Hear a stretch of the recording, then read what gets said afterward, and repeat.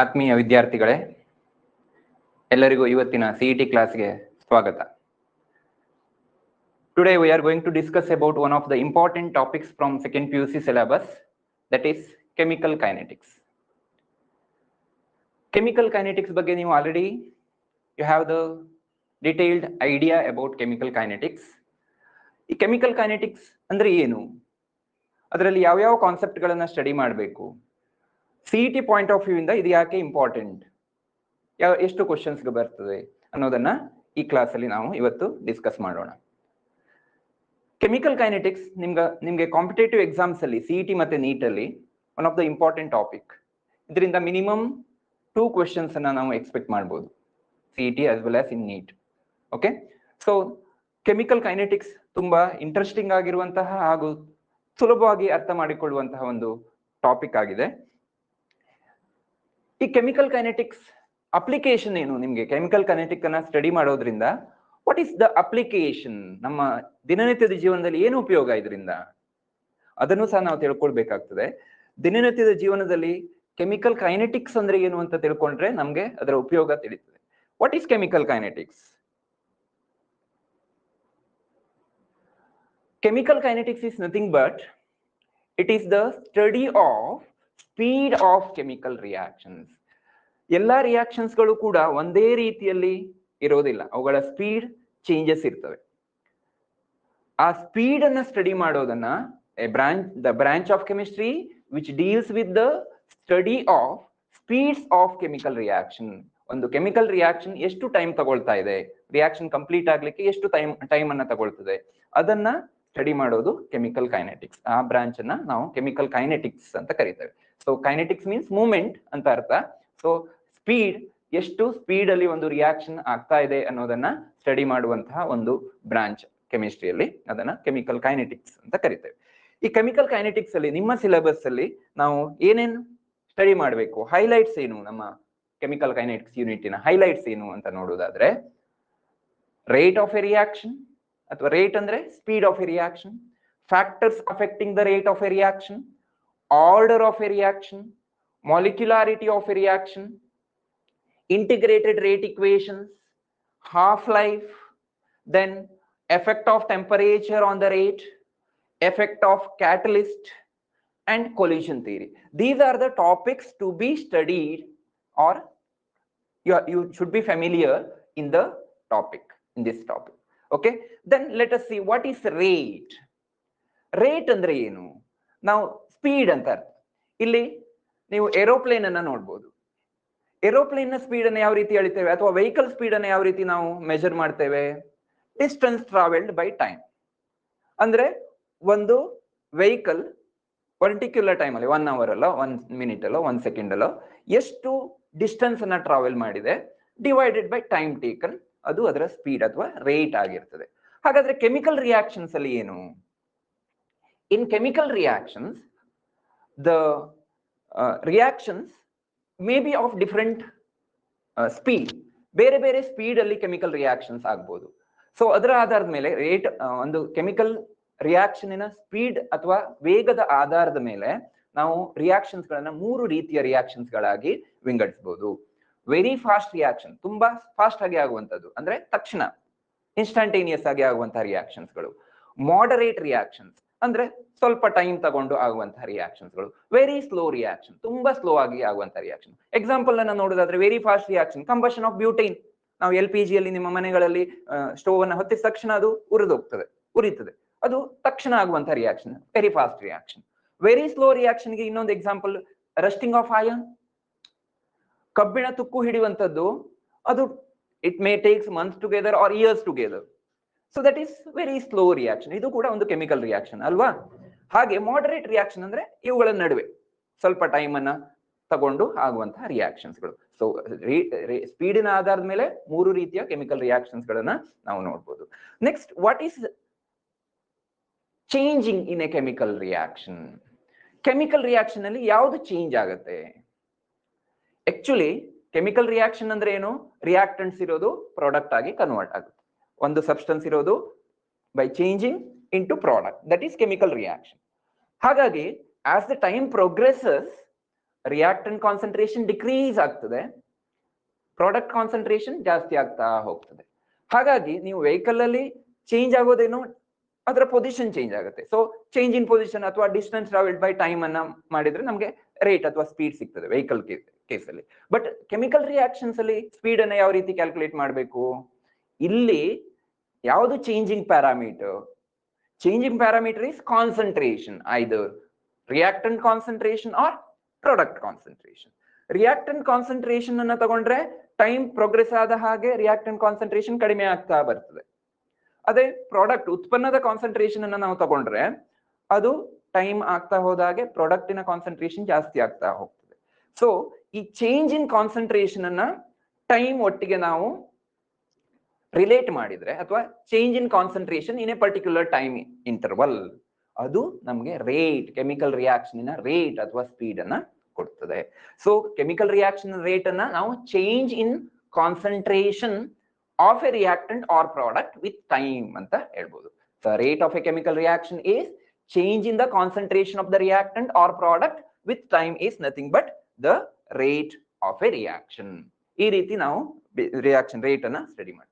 So ಸ್ವಲ್ಪ ನಾವು ಈ ಚಾಪ್ಟರ್ ಅಲ್ಲಿ ಏನೇನು ಕಲ್ತಿದ್ದೇವೆ ಅನ್ನೋದನ್ನ ಸ್ವಲ್ಪ ರಿವೈಸ್ ಮಾಡ್ಕೊಳ್ಳೋಣ. Just synopsis. Okay, change in concentration of reactant or product. ಈಗ ಫಾರ್ ಎಕ್ಸಾಂಪಲ್ ಒಂದು ರಿಯಾಕ್ಷನ್ ತಗೊಂಡ್ರೆ ಎ ಟು ಬಿ.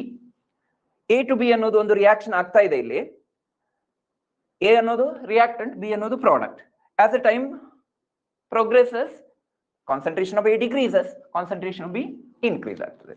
ಸೊ ಈಗ ಇದರ ರೇಟ್ ಅನ್ನ ಹೇಗೆ ಫೈಂಡ್ ಔಟ್ ಮಾಡುದು? Rate is equal to change in the concentration of the either reactant or product divided by change in time. So ಇಲ್ಲಿ reactant ಅನ್ನೋದು A, so rate of the reaction is equal to delta A divided by delta T. Delta means here change in the concentration of the reactant A. Delta T is change in time. Similarly, with respect to product anna tagolodadre, change in the concentration of B, delta B by delta T. So that is nothing but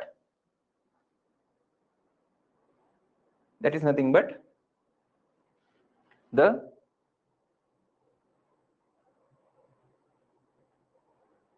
rate of the reaction. Okay,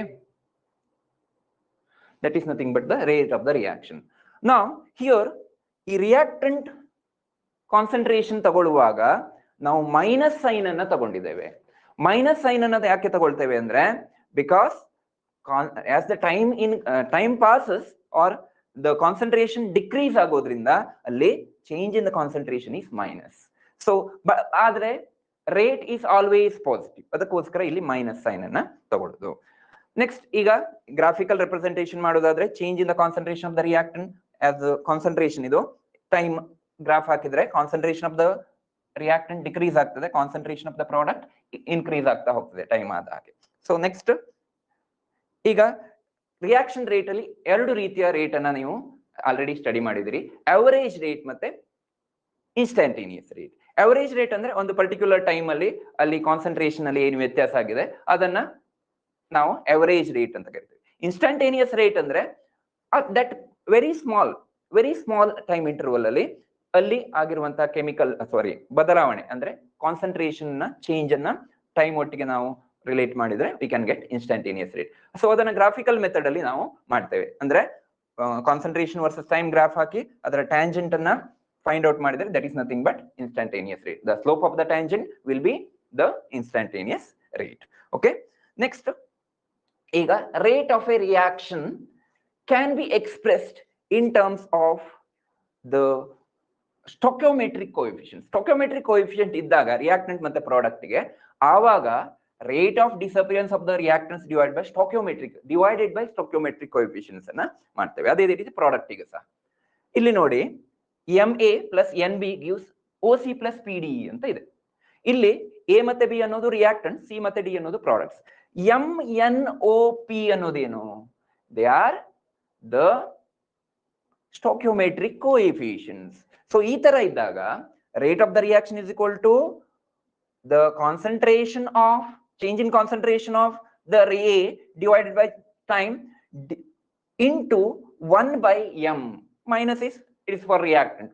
So 1 by m, that is we have to divide by the corresponding stoichiometric coefficients. ಇದನ್ನು ಕೂಡ ನೀವು already ಕಲ್ತಿದ್ದೀರಿ. So for example ಈ reaction ಅನ್ನು ನಾವು ತಗೊಳ್ಳೋದಾದ್ರೆ hydrogen plus iodine gives hydrogen iodide. ಇಲ್ಲಿ rate of disappearance of hydrogen is equal to rate of disappearance of iodine. Then the rate of disappearance of hydrogen or iodine is equal to half of rate of appearance of hydrogen. ಯಾಕೆಂದ್ರೆ hydrogen iodide ಗೆ coefficient stoichiometric coefficient 2 ಇರೋದ್ರಿಂದ ಅದನ್ನ divide ಮಾಡಬೇಕು. So ಹಾಗಾಗಿ rate of the reaction is equal to 1 by 1 minus d of H2 by dt is equal to minus of d of I2 by dt is equal to 1 by 2 into d of Hi, that is change in concentration of Hi divided by dt. So stoichiometric coefficients na yavaglu rate ತಗೊಳ್ಳುವಾಗ ಅದನ್ನ rate of appearance ಅಥವಾ disappearance of the reactant ಗೆ divide ಮಾಡ್ಕೊಳ್ಬೇಕು. ಇದನ್ನ ನೆನಪಿಟ್ಕೊಳ್ಳಿ. Okay, next unit of rate of a reaction. Unit andre rate of a reaction is nothing but change in the concentration divided by change in time. So concentration annu ನಾವು usually mole per liter ಅಲ್ಲಿ ನಾವು express ಮಾಡ್ತೇವೆ SI unit ಅಲ್ಲಿ. ಹಾಗೆ unit of time is second. So mole per liter per second is the unit of rate of a reaction ಆಗ್ತದೆ SI unit ಅಲ್ಲಿ. Okay, next rate law. Rate law ಅನ್ನೋದು ಕೂಡ ಇಲ್ಲಿ ನಾವು ಸ್ಟಡಿ ಮಾಡಿದ್ದೇವೆ. ಏನು ರೇಟ್ ಲಾ ಅಂದ್ರೆ it is the expression or which explains about the dependence of rate on the concentration of reactants. ಎಷ್ಟು ಕಾನ್ಸಂಟ್ರೇಷನ್ ಮೇಲೆ ಯಾವ ರೀತಿಯಲ್ಲಿ ರೇಟ್ ಡಿಪೆಂಡ್ ಆಗಿದೆ ಅನ್ನೋದನ್ನ ಈ ರೇಟ್ ಲಾ ನಮಗೆ ತಿಳಿಸಿಕೊಡ್ತದೆ. So rate of a reaction is directly proportional to concentration. So concentration of the reactant ಗೆ ಡೈರೆಕ್ಟ್ ಆಗಿ ರಿಲೇಟೆಡ್ ಆಗಿದೆ, ಗೊತ್ತು ನಮ್ಗೆ. ಸೊ ಈಗ ಒಂದು ರಿಯಾಕ್ಷನ್ ಅನ್ನ ನಾವು ತಗೊಂಡ್ರೆ rate is equal to a constant into concentration of the reactants to the power of something X and Y ಅಂತ ತಗೊಳ್ತೇವೆ. ಎಕ್ಸ್ ಅಂಡ್ ವೈ ಏನು? They are the dependence. ಈಗ ರೇಟ್ ಎ ಯ ಕಾನ್ಸಂಟ್ರೇಷನ್ ಅನ್ನ ಚೇಂಜ್ ಮಾಡಿದಾಗ ಯಾವ ರೀತಿ ವ್ಯತ್ಯಾಸ ಆಗುತ್ತೆ, ಹಾಗೆ ಬಿ ಯ ಕಾನ್ಸಂಟ್ರೇಷನ್ ಚೇಂಜ್ ಮಾಡಿದಾಗ ಅಂದ್ರೆ ಎಷ್ಟು ಪವರ್ ಅಲ್ಲಿ ಅದು ಡಿಪೆಂಡ್ ಆಗಿದೆ. Concentration of A to the power 1 ಆಗ್ಬೋದು, ಟು ದ ಪವರ್ 2 ಆಗ್ಬೋದು. ಅಂದ್ರೆ ಕಾನ್ಸಂಟ್ರೇಷನ್ ಚೇಂಜ್ ಮಾಡಿದ ಹಾಗೆ ಡಬಲ್ ಆಗ್ಬೋದು ರೇಟ್, ಅಥವಾ 4 ಟೈಮ್ಸ್ ಆಗ್ಬೋದು. ಹಾಗಾಗಿ ಇದು ಎಕ್ಸ್ಪೆರಿಮೆಂಟಲಿ ಡಿಟರ್ಮೈನ್ಡ್ ಈ ಎಕ್ಸ್ ಅಂಡ್ ವೈ ಅನ್ನೋದು. ಸೊ ಅದನ್ನ ನಾವು ಏನಂತ ಕರಿತೇವೆ? ಆರ್ಡರ್ ಅಂತ ಕರಿತೇವೆ. ಹಾಗಾದ್ರೆ ರೇಟ್ ಲಾ ಅಥವಾ ರೇಟ್ ಎಕ್ಸ್ಪ್ರೆಷನ್ ಅಂದ್ರೆ ಏನು? It is the expression use to, that is nothing but it is the rate is equal to concentration of the reactants, that is rate is proportional to concentration of the reactant, that is concentration of the reactant to the power of some coefficients, so some numbers, that is called order of a reaction. ನಮಗೆ ಗೊತ್ತು order of a reaction ಅಂತ ಕರೀತೇವೆ. Okay, so ಇದರಲ್ಲಿ x and y is nothing but the dependence of rate on the concentration of A and concentration of B. That is, illi nodi, rate is equal to rate of this reaction is, rate expression is, rate is equal to K into A to the power X, B to the power Y. So order of the reaction with respect to A is X, order of the reaction with respect to B is Y, K is rate constant, X and Y are whole numbers or fractions. Fractions irbodu, whole numbers irbodu. So X and Y will be the overall order of the reaction. ಹಾಗಾದ್ರೆ order of the reaction ಅಂದ್ರೇನು? It is the sum of the powers of the concentration terms in the experimentally determined rate equation, that is called order of a reaction. ಇದು ಕೂಡ ಇಲ್ಲಿ important. So ಇಲ್ಲಿ ಒಂದು example ತಗೊಂಡಿದ್ದೇನೆ ನೋಡಿ. Bromine ಮತ್ತೆ acetone CH3COCH, acetone ಮತ್ತೆ bromine react ಆಗ್ತಾ ಇದೆ to give the product. So ಇಲ್ಲಿ ಕಾನ್ಸಂಟ್ರೇಷನ್ ಆಫ್ ಬ್ರೋಮಿನ್ ಮತ್ತೆ ಕಾನ್ಸಂಟ್ರೇಷನ್ ಆಫ್ ಅಸಿಟೋನ್ ಅನ್ನ ಚೇಂಜ್ ಮಾಡ್ತಾ ಇದ್ದೇವೆ. ಇಲ್ಲಿ 0.1 molar 0.1 molar ಇದೆ. ಆಗ rate of the reaction is 1.64 into 10⁻⁵ ಇದೆ. ಇಲ್ಲಿ ನೋಡಿ ಸೆಕೆಂಡ್ ಎಕ್ಸ್ಪೆರಿಮೆಂಟ್ ಅಲ್ಲಿ ಬ್ರೋಮಿನ್ ಕಾನ್ಸಂಟ್ರೇಷನ್ ಅನ್ನು ಡಬಲ್ ಮಾಡಿದ್ದಾರೆ, ಅಸಿಟೋನ್ ಕಾನ್ಸಂಟ್ರೇಷನ್ ಹಾಗೆ ಇದೆ. ಆವಾಗ ರೇಟ್ಗೆ ಏನಾಯ್ತು? ರೇಟ್ ಅಲ್ಲಿ ಯಾವುದೇ ವ್ಯತ್ಯಾಸ ಆಗಲಿಲ್ಲ. So even though we are doubling the concentration of bromine, the rate of the reaction remains same. ಹಾಗಾದ್ರೆ ಅರ್ಥ ಏನು? ಬ್ರೋಮಿನ್ನ ಕಾನ್ಸಂಟ್ರೇಷನ್ ಮೇಲೆ ರೇಟ್ ಡಿಪೆಂಡೆಂಟ್ ಆಗ್ಲಿಲ್ಲ, ಅಂದ್ರೆ 0 ಅಂತ ಅರ್ಥ. ಹಾಗೆ ಥರ್ಡ್ ಎಕ್ಸ್ಪೆರಿಮೆಂಟ್ ಅಲ್ಲಿ ನೋಡಿ, ಬ್ರೋಮಿನ್ ನ ಕಾನ್ಸಂಟ್ರೇಷನ್ ಹಾಗೆ ಇದೆ 0.1 ಇದೆ ಫಸ್ಟ್ ಅಲ್ಲಿ ಇದ್ದ ಹಾಗೆ. ಅಸಿಟೋನ್ ಕಾನ್ಸಂಟ್ರೇಷನ್ ಅನ್ನ ಡಬಲ್ ಮಾಡಿದ್ದೇವೆ, 0.2 ಮಾಡಿದ್ದೇವೆ. ಆಗ ರೇಟ್ ನೋಡಿ, ರೇಟ್ ಈಸ್ ಡಬಲ್ಡ್. ಅಂದ್ರೆ as the concentration of acetone is doubled, rate also doubles. Rate also doubles. So which indicates that ಈ ಅಸಿಟೋನ್ ನ ಕಾನ್ಸಂಟ್ರೇಷನ್ ಗೆ ಲೀನಿಯರ್ ಆಗಿ ರೇಟ್ ಕೂಡ ಚೇಂಜಸ್ ಆಗುತ್ತೆ.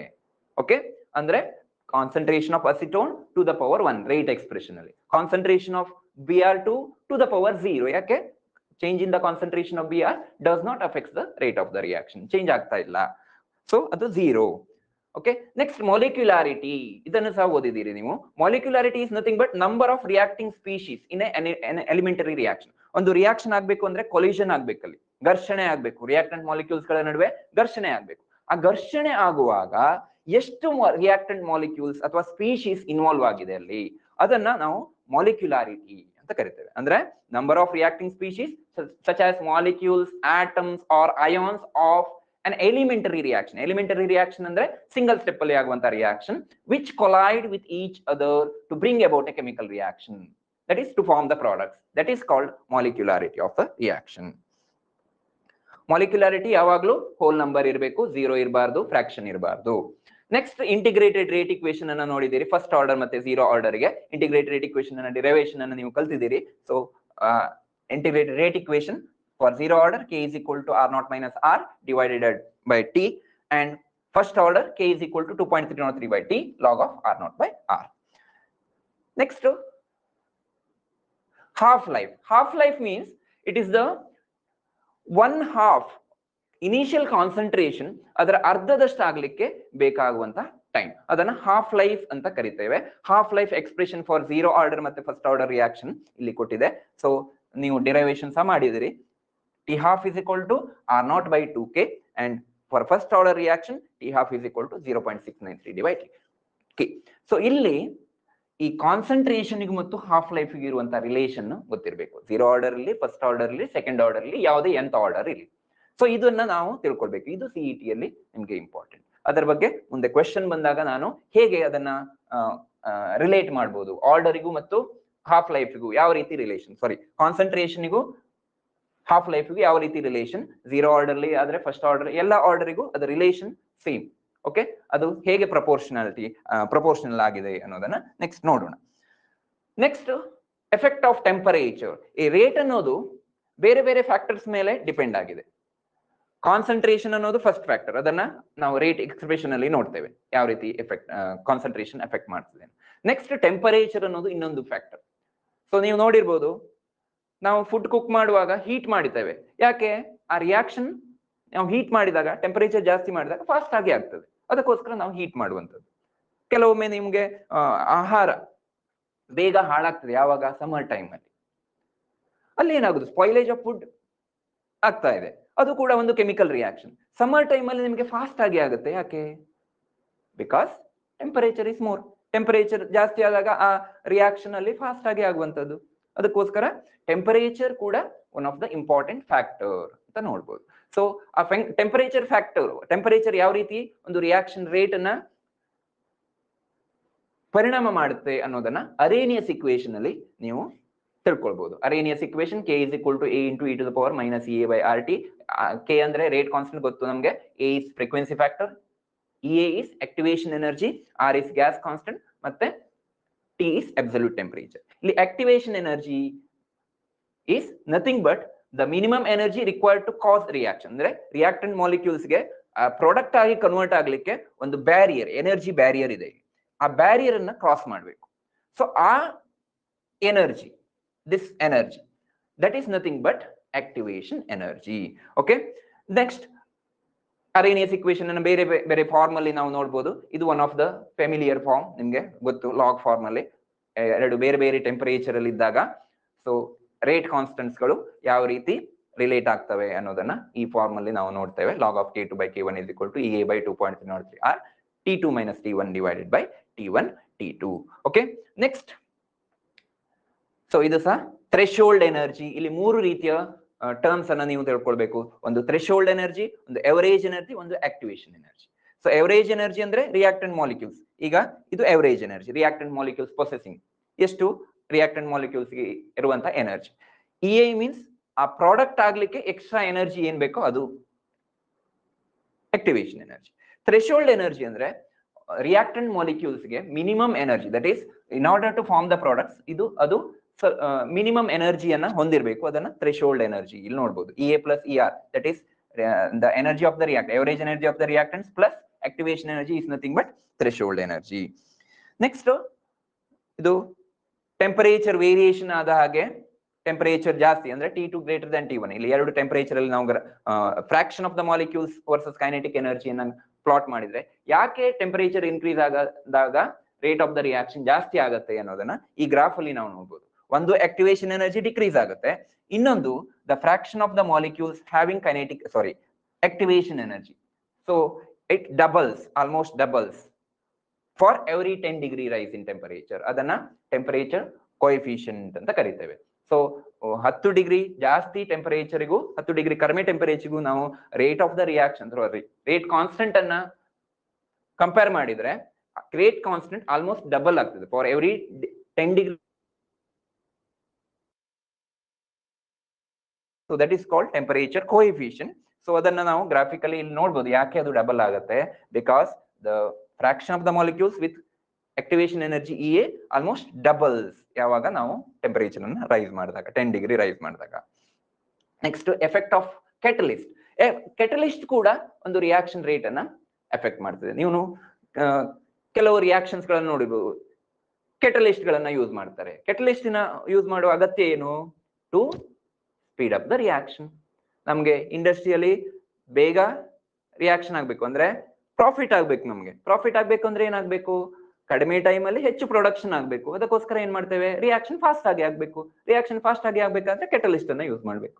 ಸೊ ಯಾಕೆ ಕೆಟಲಿಸ್ಟ್ ರಿಯಾಕ್ಷನ್ ಅನ್ನ ಫಾಸ್ಟ್ ಮಾಡ್ತದೆ? ಇಲ್ಲಿ ನೋಡಿ, graphical representation effect of catalyst ಅನ್ನ ಈ ರೀತಿ ನೋಡ್ಬೋದು. ಇದು potential energy versus reaction coordinate. So reactants product ಆಗಿ ಕನ್ವರ್ಟ್ ಆಗ್ಲಿಕ್ಕೆ ವಿದೌಟ್ ಕೆಟಲಿಸ್ಟ್ ಇದ್ದಾಗ ಇದು ಆಕ್ಟಿವೇಶನ್ ಎನರ್ಜಿ ಆದ್ರೆ, with catalyst activation energy decrease ಆಯ್ತು, ಈ ಬ್ಯಾರಿಯರ್ ಕಡಿಮೆ ಆಯ್ತು, ಹೈಟ್ ಕಮ್ಮಿ ಆಯ್ತು, ಹಾಗಾಗಿ reaction will goes fast.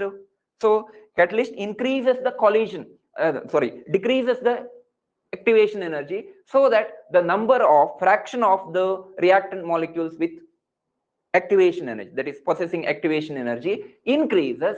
So rate of the reaction fast agi agtade ashte. So effect of catalyst. Last ಅಲ್ಲಿ ನಾವು collision theory ಬಗ್ಗೆ ಓದಿದ್ದೇವೆ. collision theory of chemical reaction. So ಒಂದು ಕೆಮಿಕಲ್ ರಿಯಾಕ್ಷನ್ ಆಗ್ಬೇಕು ಅಂತ ಆದ್ರೆ ಅಲ್ಲಿ ಕೊಲಿಷನ್ ಆಗ್ಬೇಕು, ರಿಯಾಕ್ಟೆಂಟ್ ಮಾಲಿಕ್ಯೂಲ್ಸ್ ಗಳ ನಡುವೆ ಕೊಲೈಡ್ ಆಗ್ಬೇಕು, ಡಿಕ್ಕಿ ಆಗ್ಬೇಕು, ಆಗ ಮಾತ್ರ ರಿಯಾಕ್ಷನ್ ಆಗ್ಲಿಕ್ಕೆ ಸಾಧ್ಯ. ಈ ಡಿಕ್ಕಿ ಆಗ್ಲಿಕ್ಕೆ ಬೇಕಾದಷ್ಟು ಕೊಲಿಷನ್ಸ್ ಆಗ್ತದೆ. ಒಂದು ರಿಯಾಕ್ಷನ್ ಮಿಕ್ಸ್ಚರ್ ಅನ್ನ ತಗೊಂಡ್ರೆ there are number of collisions, but all the collisions does not gives rise to product. ಎಲ್ಲಾ ಕೊಲಿಷನ್ಸ್ ಗಳು ಪ್ರಾಡಕ್ಟ್ ಅನ್ನ ಕೊಡೋದಿಲ್ಲ. ಸೊ ಕೆಲವು ಕೊಲಿಷನ್ಸ್, ಅದಕ್ಕೆ ಕೆಲವು ಪ್ರಾಪರ್ಟೀಸ್ ಅಥವಾ ಕೆಲವು ಕಂಡೀಷನ್ಸ್ ಇದೆ, ಅವುಗಳನ್ನ ನಾವು ಎಫೆಕ್ಟಿವ್ ಕೊಲಿಷನ್ಸ್ ಅಂತ ಕರಿತೇವೆ. ಪ್ರಾಪರ್ ಓರಿಯಂಟೇಷನ್ ಇರಬೇಕು, ರಿಯಾಕ್ಟೆಂಟ್ ಮಾಲಿಕ್ಯೂಲ್ಸ್ ಸರಿಯಾದ ಓರಿಯಂಟೇಷನ್ ಅಲ್ಲಿ ಸರಿಯಾದ ಆಂಗಲ್ ನಲ್ಲಿ ಕೊಲೈಡ್ ಆಗಬೇಕು, ಹಾಗೆ they should possess minimum energy ಇರಬೇಕು ಅವಳಿಗೆ. ಪ್ರಾಡಕ್ಟ್ ಆಗಿ ಕನ್ವರ್ಟ್ ಆಗ್ಲಿಕ್ಕೆ ಬೇಕಾಗುವಂತ ಎನರ್ಜಿ ಇರಬೇಕು. ಅದನ್ನ ನಾವು ಎಫೆಕ್ಟಿವ್ ಕೊಲಿಷನ್ಸ್ ಅಂತ ಕರಿತೇವೆ. ಎಫೆಕ್ಟಿವ್ ಕೊಲಿಷನ್ ಆದ್ರೆ ಮಾತ್ರ ನಮ್ಗೆ ಪ್ರಾಡಕ್ಟ್ ಬರ್ಲಿಕ್ಕೆ ಸಾಧ್ಯ. ಸೊ ಅದು ಕೊಲಿಷನ್ ಥಿಯರಿಯಲ್ಲಿ ನೀವು ಕಲ್ತೀವಿ. ಇಷ್ಟು ಕಾನ್ಸೆಪ್ಟ್ ಗಳನ್ನ ನಾವು ಈ ಕೆಮಿಕಲ್ ಕೈನೆಟಿಕ್ಸ್ ಅಲ್ಲಿ ನೋಡ್ತೇವೆ. ಸೊ ಹಾಗಾದ್ರೆ ಕೆಮಿಕಲ್ ಕೈನೆಟಿಕ್ಸ್ ನ ಉಪಯೋಗ ಏನು ನಮ್ಮ ಡೈಲಿ ಲೈಫ್ ಅಲ್ಲಿ? ಆಗ್ಲೇ ಹೇಳಿದ್ದೆ, ಡೈಲಿ ಲೈಫ್ ಅಲ್ಲಿ ಫುಡ್ ಸ್ಪಾಯ್ಲೇಜ್ ಆಗ್ಬೋದು, ಅಥವಾ ನಾವು ಇಂಡಸ್ಟ್ರಿಯಲ್ ಪ್ರೊಡಕ್ಷನ್ ಅನ್ನ ಡಿಸೈನ್ ಮಾಡೋದಿರ್ಬೋದು, ಅಥವಾ ಈ ತರ ಕೆಮಿಕಲ್ ರಿಯಾಕ್ಷನ್ ಅನ್ನ ನಾವು ಫಾಸ್ಟ್ ಆಗಿ ಮಾಡ್ಬೇಕು ಅಥವಾ ಅದನ್ನ ಕಂಟ್ರೋಲ್ ಮಾಡ್ಬೇಕು, ಸ್ಲೋ ಆಗಿ ಮಾಡ್ಬೇಕು, ಈ ತರದ್ದೆಲ್ಲ ನಮ್ಗೆ ಮಾಡ್ಬೇಕಾದಾಗ, ಮಾಡಿಫಿಕೇಶನ್ ಮಾಡ್ಬೇಕಾದಾಗ ಅದಕ್ಕೆ ಆ ಕೆಮಿಕಲ್ ರಿಯಾಕ್ಷನ್ ನ ಸ್ಪೀಡ್ ಹೇಗೆ ವೇರಿಯೇಷನ್ ಮಾಡ್ಬೋದು, ಹೇಗೆ ಚೇಂಜಸ್ ಮಾಡ್ಬೋದು ಅನ್ನೋದನ್ನ ನಾವು ಈ ಕೆಮಿಕಲ್ ಕೈನೆಟಿಕ್ಸ್ ಸ್ಟಡಿ ಮಾಡೋದ್ರಿಂದ ನಮ್ಗೆ ತಿಳಿಬಹುದು. ಕಾನ್ಸಂಟ್ರೇಷನ್ ಚೇಂಜ್ ಮಾಡೋದ್ರಿಂದಲೋ, ಅಥವಾ ಟೆಂಪರೇಚರ್ ಅನ್ನ ವೇರಿಯೇಷನ್ ಮಾಡೋದ್ರಿಂದಲೋ, ಅಥವಾ ಕೆಟಲಿಸ್ಟ್ ಯೂಸ್ ಮಾಡೋದ್ರಿಂದಲೋ, ಅಥವಾ ಪ್ರೆಷರ್ ಚೇಂಜ್ ಮಾಡೋದ್ರಿಂದ, ಈ ತರ ಯಾವ ಫ್ಯಾಕ್ಟರ್ಸ್ ಆ ರಿಯಾಕ್ಷನ್ ಅನ್ನ ಇನ್ಫ್ಲುಯೆನ್ಸ್ ಮಾಡುತ್ತೋ ಅವುಗಳನ್ನ ಮಾಡಿಫೈ ಮಾಡೋದ್ರಿಂದ we can control the reaction. So ಅದಕ್ಕೋಸ್ಕರ ನಮ್ಗೆ ಈ ಕೆಮಿಕಲ್ ಕೈನೆಟಿಕ್ಸ್ ನಮ್ಮ ದಿನನಿತ್ಯದ ಜೀವನದಲ್ಲಿ ನಮ್ಗೆ ಯೂಸ್ ಆಗತ್ತೆ. ನಾವು ವಿ ಕ್ಯಾನ್ ಕನ್ಸಿಡರ್ ಇವಿಷ್ಟು ಕಾನ್ಸೆಪ್ಟ್ ಗಳನ್ನ ಬೇಸಿಸ್ ಆಗಿ ಇಟ್ಕೊಂಡು ಕೆಲವು ಕ್ವಶನ್ಸ್ ಗಳನ್ನ ನಾವು ಇಲ್ಲಿ ನೋಡೋಣ. First question is, which of the following does not affect the rate of the reaction? Rate of a reaction depends upon so many factors. ಅಲ್ಲಿ ರೇಟ್ ಆಫ್ ಎ ರಿಯಾಕ್ಷನ್ ಅನ್ನ ಅಫೆಕ್ಟ್ ಮಾಡುವಂತ ಕೆಲವು ಫ್ಯಾಕ್ಟರ್ಸ್ ಗಳಿವೆ. Temperature ಇರ್ಬೋದು, concentration ಇರ್ಬೋದು, catalyst ಇರ್ಬೋದು, ಈ ತರ ಅನೇಕ ಫ್ಯಾಕ್ಟರ್ಸ್ ಗಳು ಒಂದು ರಿಯಾಕ್ಷನ್ ರೇಟ್ ಅನ್ನ ಅಫೆಕ್ಟ್ ಮಾಡ್ತವೆ. ಆದ್ರೆ ಇಲ್ಲಿ ಕೊಟ್ಟಿರುವಂತ ಆಪ್ಷನ್ಸ್ ನೋಡಿ, amount of reactants taken, amount of reactants taken, physical state of the reactants, delta H of the reaction, size of the vessel. Amount of reactants ಅಂದ್ರೆ ಕಾನ್ಸಂಟ್ರೇಷನ್. ಆಲ್ರೆಡಿ ನಾವು ನೋಡಿದ್ದೇವೆ, ಒಂದು reaction rate concentration ಮೇಲೆ depend ಆಗಿದೆ. Concentration because rate of the reaction is directly proportional to the concentration of the reactant or product ಅಲ್ವಾ? Rate expression ಅಲ್ಲಿ ನಾವು ನೋಡಿದ್ದೇವೆ, it is directly related to concentration. So amount of the reactant affect ಮಾಡ್ತದೆ. It will affect the rate of the reaction. Sure. Then physical states of reactants. Physical state. As reactant solid state ಅಲ್ಲಿ ಇದೆಯೋ, liquid state ಅಲ್ಲಿ ಇದೆಯೋ ಅಥವಾ gaseous state ಅಲ್ಲಿ ಇದೆಯೋ ಅನ್ನೋದು ಕೂಡ ಮ್ಯಾಟರ್ ಆಗುತ್ತಾ ಇಲ್ವಾ? Rate of the reaction, whether it depends on the physical states? Yes, it depends. So physical state ಅನ್ನ ಒಂದು ರಿಯಾಕ್ಟೆಂಟ್ ಅಥವಾ ರಿಯಾಕ್ಟೆಂಟ್ಸ್ ಅನ್ನ ಫಿಸಿಕಲ್ ಸ್ಟೇಟ್ ಅನ್ನ ಚೇಂಜ್ ಮಾಡೋದ್ರಿಂದ ಆ ರಿಯಾಕ್ಷನ್ ಸ್ಪೀಡ್ ಕೂಡ ಅಥವಾ ರೇಟ್ ಕೂಡ ವ್ಯತ್ಯಾಸ ಆಗಬಹುದು. It depends on the physical state. Liquid state ಅಲ್ಲಿ ರಿಯಾಕ್ಷನ್ ಮಾಡೋದಕ್ಕೂ ಸಾಲಿಡ್ ಸ್ಟೇಟ್ ಅಲ್ಲಿ ರಿಯಾಕ್ಷನ್ ಮಾಡೋದಕ್ಕೂ ವ್ಯತ್ಯಾಸ ಇದೆ. ಯೂಶುವಲಿ ನಾವು ಕೆಮಿಕಲ್ ರಿಯಾಕ್ಷನ್ ಅನ್ನ ರಿಯಾಕ್ಟೆಂಟ್ಸ್ ಅನ್ನ ಲಿಕ್ವಿಡ್ ಸ್ಟೇಟ್ ಅಲ್ಲೇ ತಗೊಳ್ತೇವೆ. ಯಾಕೆ? ರಿಯಾಕ್ಷನ್ ಸಾಲಿಡ್ ಸ್ಟೇಟ್ ಅಲ್ಲಿ ಆಗೋದು ಕಷ್ಟ. ಸೊ ಹಾಗಾಗಿ physical state of the reactants is also affecting the rate of the reaction. Next, delta H. What is delta H? You studied in thermodynamics first year ಅಲ್ಲಿ. Thermodynamics ಅಲ್ಲಿ ನೀವು ಕಲ್ತಿದ್ದೀರಿ. Delta H ಅಂದ್ರೆ, H ಅಂದ್ರೆ ಇಲ್ಲಿ enthalpy, delta H ಅಂದ್ರೆ change in enthalpy. So change in ಎಂಥಾಲ್ಪಿಗೂ reaction ರೇಟ್ಗೂ ಏನಾದ್ರು ಕನೆಕ್ಷನ್ ಇದೆಯಾ? ಇಲ್ಲ ಅಲ್ವಾ? ಸೊ ಚೇಂಜ್ ಇನ್ ಎಂಥಾಲ್ಪಿ ಅಥವಾ ರಿಯಾಕ್ಷನ್ ರೇಟ್ ಮೇಲೆ ಯಾವುದೇ ಕನೆಕ್ಷನ್ ಇಲ್ಲ. It does not depend on the rate of the reaction. Okay, the rate of the reaction does not depend on the delta H. ಆಮೇಲೆ last ಇದು size of the vessel. Size of the vessel ಅಂದ್ರೆ volume ಅಂತ ತಗೊಳ್ತೇವೆ. So size of the vessel area ಆದ ಹಾಗೆ ಅಲ್ಲಿ volume change ಆಗುತ್ತೆ, volume ಇಂದ ಪ್ರೆಷರ್ ಚೇಂಜ್ ಆಗುತ್ತೆ. ಸೊ ಅದು ಕೂಡ ಒಂದು ರಿಯಾಕ್ಷನ್ ರೇಟ್ ಅನ್ನ ಅಫೆಕ್ಟ್ ಮಾಡ್ತದೆ ಖಂಡಿತ. But delta H is does not affecting the rate of the reaction. So our answer should be C. Delta H ಅನ್ನೋದು ಒಂದು ರಿಯಾಕ್ಷನ್ ರೇಟ್ ಅನ್ನ ಎಫೆಕ್ಟ್ ಮಾಡೋದಿಲ್ಲ, ಪರಿಣಾಮ ಬೀರೋದಿಲ್ಲ. So reactant concentration, physical state ಮತ್ತೆ ವಾಲ್ಯೂಮ್ ಅನ್ನೋದು ರೇಟ್ ಆಫ್ ದ ರಿಯಾಕ್ಷನ್ ಅನ್ನ affect ಮಾಡ್ತದೆ. But delta H does not affect the rate of the reaction. So our answer is C, delta H of the reaction. Okay, yes. Next question. Concentration of a reactant decreases from 0.2 molar to 0.1 molar in 10 minutes. What is the rate of the reaction? ನಮಗೆ ಗೊತ್ತು rate ಅಂದ್ರೆ ಏನು? Rate is equal to change in the concentration divided by change in time. Rate is equal to change in concentration divided by change in time. So ಹಾಗಾದ್ರೆ concentration change ಎಷ್ಟಾಗಿದೆ ಇಲ್ಲಿ? Concentration change from 0.2 molar to 0.1 molar. So rate is equal to change in the concentration is to minus of 0.2, sorry, final concentration is 0.1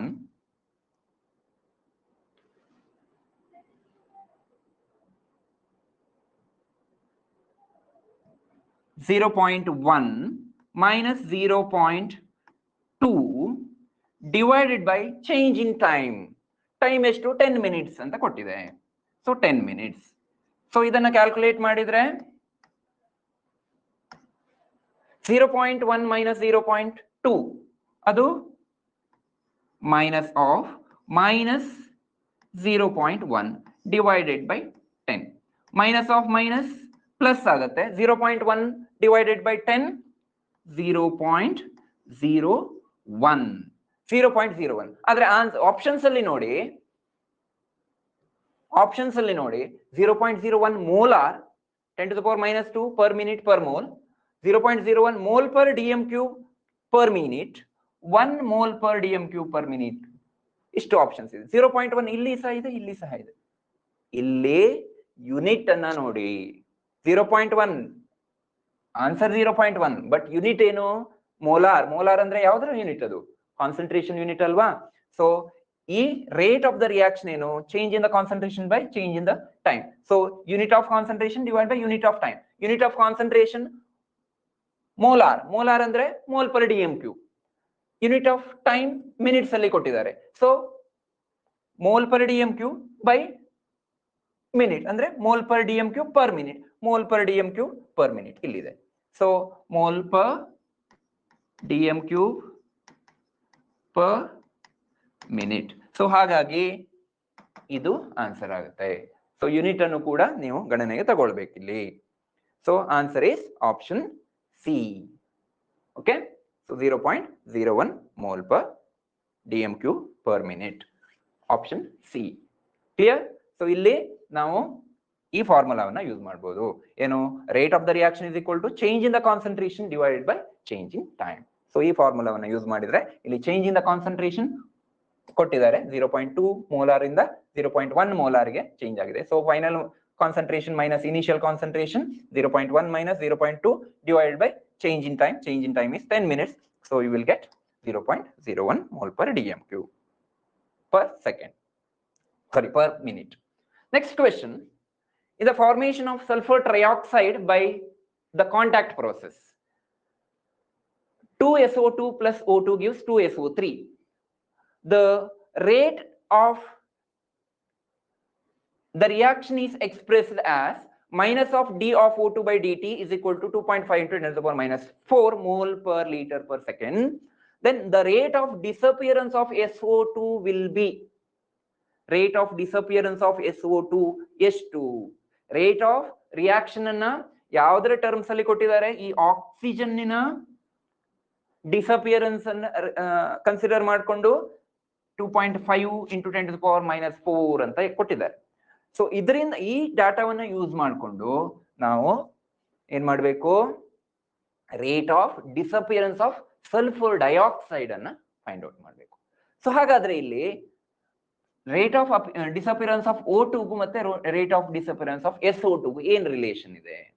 so ಇಲ್ಲಿ ನಾನು ಆಗ್ಲೇ ಹೇಳಿದ ಹಾಗೆ ಒಂದು reaction consider ಮಾಡಿದಾಗ rate of disappearance of the reactant divided by the corresponding stoichiometric coefficient is equal to rate of the disappearance of rate of appearance of the product divided by stoichiometric coefficient. So stoichiometric coefficients ಗಳಿಂದ ಅವುಗಳನ್ನ divide ಮಾಡಬೇಕು.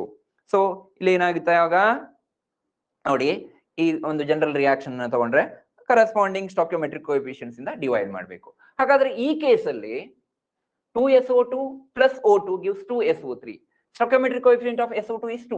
So rate of the reaction or rate of the reaction is equal to minus 1 by 2 into change in concentration of SO2 by dt, which is equal to minus of d of O2 by dt, which is equal to 1 by 2 into change in the concentration of SO3 divided by dt. ಅಲ್ವಾ? So ಹಾಗಾದ್ರೆ ಇದು ಎರಡಕ್ಕೆ ಇರುವ relation ಏನು? Let us C. ನೋಡಿ, ಇಲ್ಲಿ rate of the reaction is represented in this case is d minus d of O2 by dt, which is equal to minus of 1 by 2 into d of SO2 by dt, which is equal to 1 by 2 into d of SO3 by dt. ಯಾಕೆ? ಇಲ್ಲಿ coefficients ನೋಡಿ, SO2 ಗೆ 2 ಇದೆ, oxygen ಗೆ 1 ಇದೆ, SO3 ಗೆ 2 ಇದೆ. So ಆ ಕರೆಸ್ಪಾಂಡಿಂಗ್ ಕೋಎಫಿಷಿಯಂಟ್ಸ್ ಗಳನ್ನ ನಾವು ಡಿವೈಡ್ ಮಾಡಬೇಕು ರೇಟ್ ಎಕ್ಸ್ಪ್ರೆಷನ್ ಅಲ್ಲಿ. ಗೊತ್ತಾಯ್ತಾ? ಸೊ ಹಾಗಾಗಿ ನಮಗೆ ಇದು ಎರಡು terms ಹಾಕಿಲಿ, d of that is change in the that is rate of disappearance of O2 ಮತ್ತೆ rate of disappearance of SO2, ಇದು ಎರಡು ಕ್ವಾಂಟಿಟೀಸ್ ಗಳು ಸಾಕು. Rate of disappearance of O2 is given 2.5 into 10 to the power minus 4 ಅಂತ ಕೊಟ್ಟಿದ್ದಾರೆ. So ಹಾಗಾಗಿ rate of disappearance of SO2 ಎಷ್ಟು ಅಂತ ಫೈಂಡ್ ಔಟ್ ಮಾಡೋದು. So rate of disappearance of O2 which is by dt equal to 1 by minus 1 by 2 into d of SO2 by dt. So minus d of O2 by dt is given, that is 2.5 into 10 to the power minus 4, which is equal to minus of 1 by 2 into d of SO2 by dt. So ಹಾಗಾಗಿ minus d of, that is rate of disappearance of SO2, that is minus d of SO2 by dt is equal to 2.5 into 10 to the power minus 4 into 2. ಯಾಕೆ ಈ 2 ಇಲ್ಲಿ ಬಂದಾಗ 2 ಆಯ್ತು. So ಹಾಗಾಗಿ rate of disappearance of SO2 ಏನಾಗುತ್ತೆ, that is minus d of SO2 by dt is equal to 5.0 into 10 to the power minus 4 mole per liter.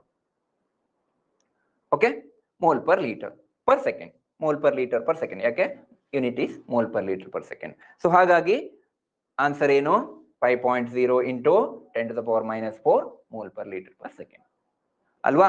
So ಇಲ್ಲಿ ನಾವು stoichiometric coefficients ಅನ್ನ ಕನ್ಸಿಡರ್ ಮಾಡಿಕೊಂಡು ರೇಟ್ ಆಫ್ ದ ರಿಯಾಕ್ಷನ್ ಅನ್ನ express ಮಾಡಬೇಕು. So ಆ rate of the reaction ಅನ್ನ ಈ ರೀತಿಯಲ್ಲಿ ನಾವು ಬರಿಬಹುದು. ಅಂದ್ರೆ with respect to the concentration of the reactant, with respect to concentration of the product. ಇಲ್ಲಿ 2 ರಿಯಾಕ್ಟೆಂಟ್ಸ್ ಇದೆ, ಒಂದು ಪ್ರಾಡಕ್ಟ್ ಇದೆ. ಸೊ 3 ರೀತಿಯಲ್ಲಿ ನಾವು ರೇಟ್ ಅನ್ನ ಕ್ಯಾಲ್ಕುಲೇಟ್ ಮಾಡಬಹುದು. Change in the concentration of O2 with respect to time, change in the concentration of SO2 with respect to time, change in the concentration of SO3 with respect to time. So 3 ರೀತಿಯಲ್ಲಿ ಅಂದ್ರೆ 3 ಯಾವುದೇ reactant ಅಥವಾ product ಇನ concentration change ಅನ್ನು ನಾವು time ಒಟ್ಟಿಗೆ divide ಮಾಡಿದ್ರೆ ನಮಗೆ ರೇಟ್ ಆಫ್ ದ ರಿಯಾಕ್ಷನ್ ಸಿಗುತ್ತೆ. ಬಟ್ ಇಲ್ಲಿ ಒಂದು ಡಾಟಾ ಕೊಟ್ಟಿದ್ದಾರೆ, change in the concentration of O2 by dt, that is the rate with respect to oxygen concentration ಅದನ್ನು ಕೊಟ್ಟಿದ್ದಾರೆ.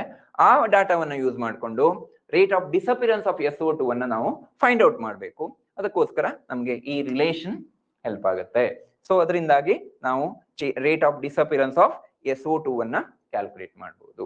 So that will be 2 times the rate of disappearance of O2 ಆಗುತ್ತೆ. ಯಾಕೆಂದ್ರೆ ಇಲ್ಲಿ coefficient 2 ಇದೆ ಅಲ್ವಾ. ಕೋಎಫಿಷಿಯಂಟ್ 2 ಇರೋದ್ರಿಂದ ಅದು ಡಬಲ್ ಆಗುತ್ತೆ. Rate of the disappearance of SO2 will be double as that of rate of disappearance of O2. So ಈ ರೀತಿ ಪ್ರಾಬ್ಲಮ್ಸ್ ಗಳನ್ನ ಕೇಳಬಹುದು.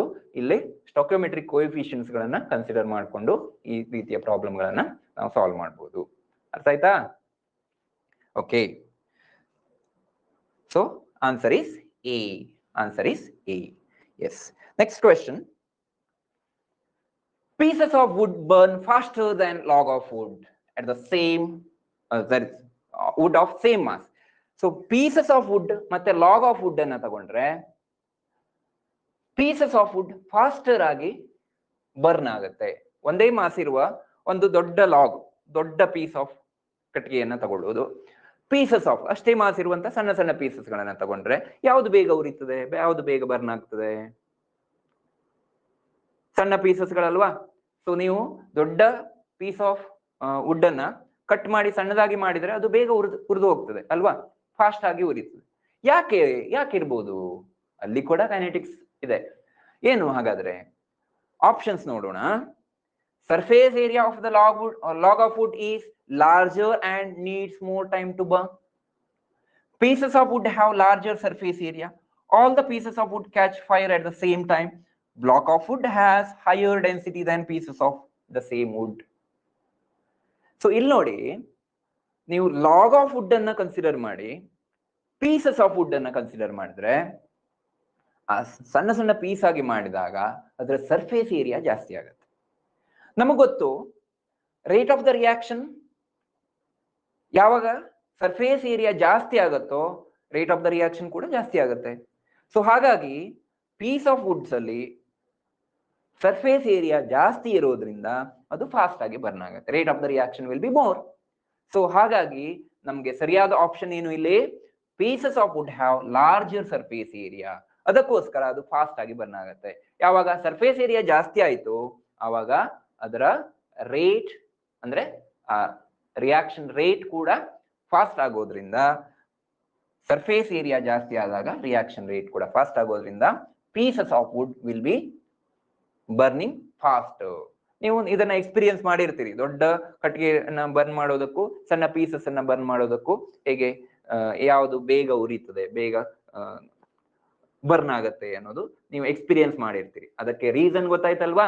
ಯಾಕೆ?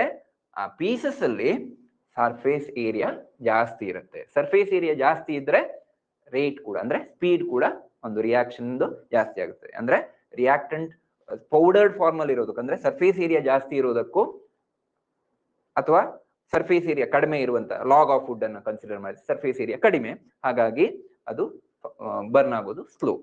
Okay, so answer is option B. Pieces of would have larger surface area. Okay, next question. Yes. Which is incorrect statement about rate of a reaction? Rate of the reaction ಅನ್ನ consider ಮಾಡಿದ್ರೆ ಯಾವುದು ಇವುಗಳಲ್ಲಿ ಸರಿಯಾದ statement ಅಲ್ಲ, ಸರಿಯಾದ ಹೇಳಿಕೆಗಳು ಅಲ್ಲ ಅನ್ನೋದನ್ನ ನೋಡ್ಬೇಕು. First one, rate of the reaction depends on the surface area of the reactants. Rate of the reaction can't be negative. Average rate and instantaneous rate can never be equal. By dividing the stoichiometric change in the concentration of a reactant by the time taken, the rate of the reaction can be calculated. So ಇದನ್ನ statements ಅನ್ನ ನೋಡಿದ್ರೆ first statement ನೋಡಿ, ನಾವು incorrect statement, ತಪ್ಪಾದ ಹೇಳಿಕೆಯನ್ನು ನಾವು ಇಲ್ಲಿ identify ಮಾಡಬೇಕು. ಸೊ ಫಸ್ಟ್ ಸ್ಟೇಟ್ಮೆಂಟ್ ನೋಡೋಣ. Rate of the reaction depends on the surface area of the reactant. ಹೌದಾ ಅಲ್ವಾ? ಪ್ರೀವಿಯಸ್ ಕ್ವೆಶ್ಚನ್ ಅಲ್ಲಿ ಅಷ್ಟೇ ನಾವು ತಿಳ್ಕೊಂಡ್ವಿ, ಸರ್ಫೇಸ್ ಏರಿಯಾ ವೇರಿಯೇಷನ್ ಆದ ಹಾಗೆ, ಸರ್ಫೇಸ್ ಏರಿಯಾ ಜಾಸ್ತಿ ಆದ ಹಾಗೆ ಒಂದು ರಿಯಾಕ್ಷನ್ ಫಾಸ್ಟ್ ಆಗಿ ಆಗುತ್ತೆ. ಸೊ ಹಾಗಾಗಿ rate of the reaction surface area ಮೇಲೆ ಡಿಪೆಂಡ್ ಆಗಿದೆ definitely. So it is correct statement. Surface area ಮೇಲೆ rate of the reaction depend ಆಗಿದೆ. Rate of the reaction increases with increase in surface area. Next one, rate of a reaction can't be negative. Rate of the reaction ಯಾವಾಗಲೂ negative ಆಗ್ಲಿಕ್ಕೆ ಸಾಧ್ಯ ಇಲ್ಲ. Negative rate, negative speed ಆಗ್ಲಿಕ್ಕೆ ಸಾಧ್ಯ ಉಂಟಾ? ಇಲ್ಲ. ಯಾಕೆ ಹೇಳಿ? ಅದಕ್ಕೋಸ್ಕರ ನಾವು ರಿಯಾಕ್ಟೆಂಟ್ ಕಾನ್ಸಂಟ್ರೇಷನ್ ಅನ್ನು ಬರೆಯುವಾಗ ಮೈನಸ್ ಅಂತ ಬರೀತೇವೆ, because the concentration of the reactant decreases with time. So ಇಲ್ಲಿ rate of the reaction negative ಆಗ್ಲಿಕ್ಕೆ ಸಾಧ್ಯ ಇಲ್ಲ, ಹಾಗಾಗಿ ಇದು ಕೂಡ ಸರಿಯಾದ ಹೇಳಿಕೆ. ಮೂರನೇ reaction, average rate and instantaneous rate can never be equal. So average rate ಅಂದ್ರೆ ಏನು? The change in the concentration in a time interval. ಯಾವುದೇ ಟೈಮ್ ಇಂಟರ್ವಲ್ ಇರ್ಬೋದು, ಅದು average rate.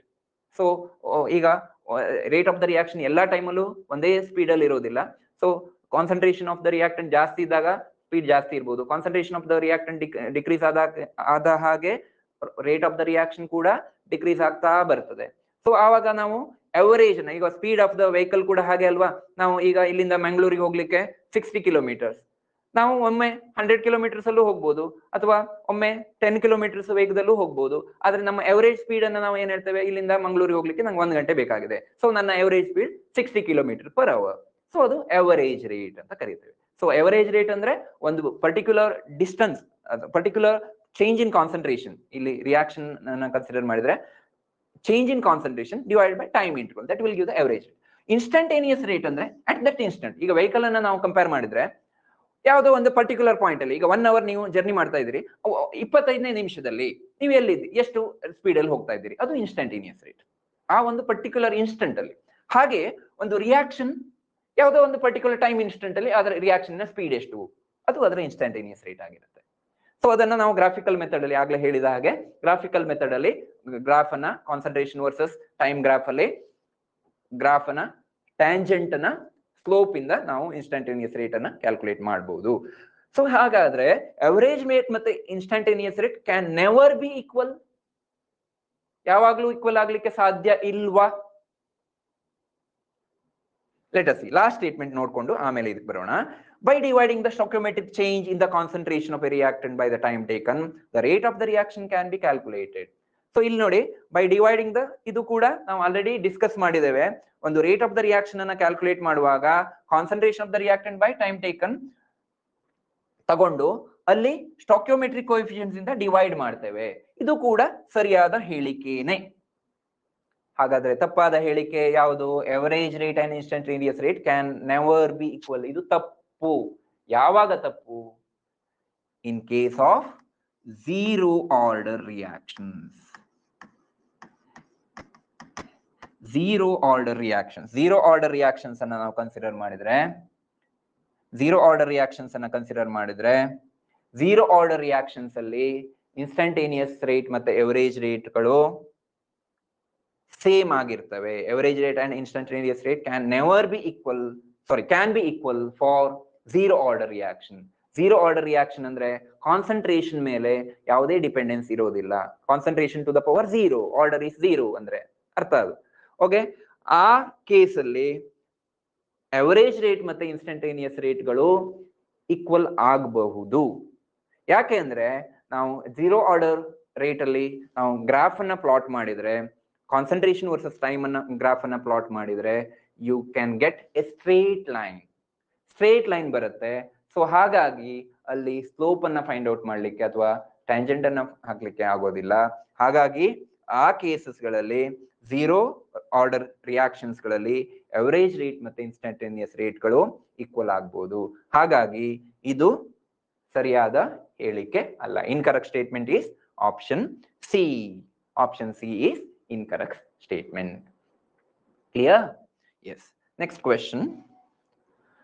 The reaction was found to be second order with respect to the concentration of the carbon monoxide. If the concentration of the carbon monoxide is doubled with everything else kept same, the rate of the reaction will be remains unchanged, be tripled, increases by a factor of 4, doubled. So ಇಲ್ಲಿ ಏನು ಕೊಟ್ಟಿದ್ದಾರೆ, rate of the reaction is equal to R1 ಅಂತ ತಗೊಳ್ಳುವ, is equal to K into concentration of carbon monoxide to the power 2, because it is found to be second order with respect to the concentration of carbon monoxide.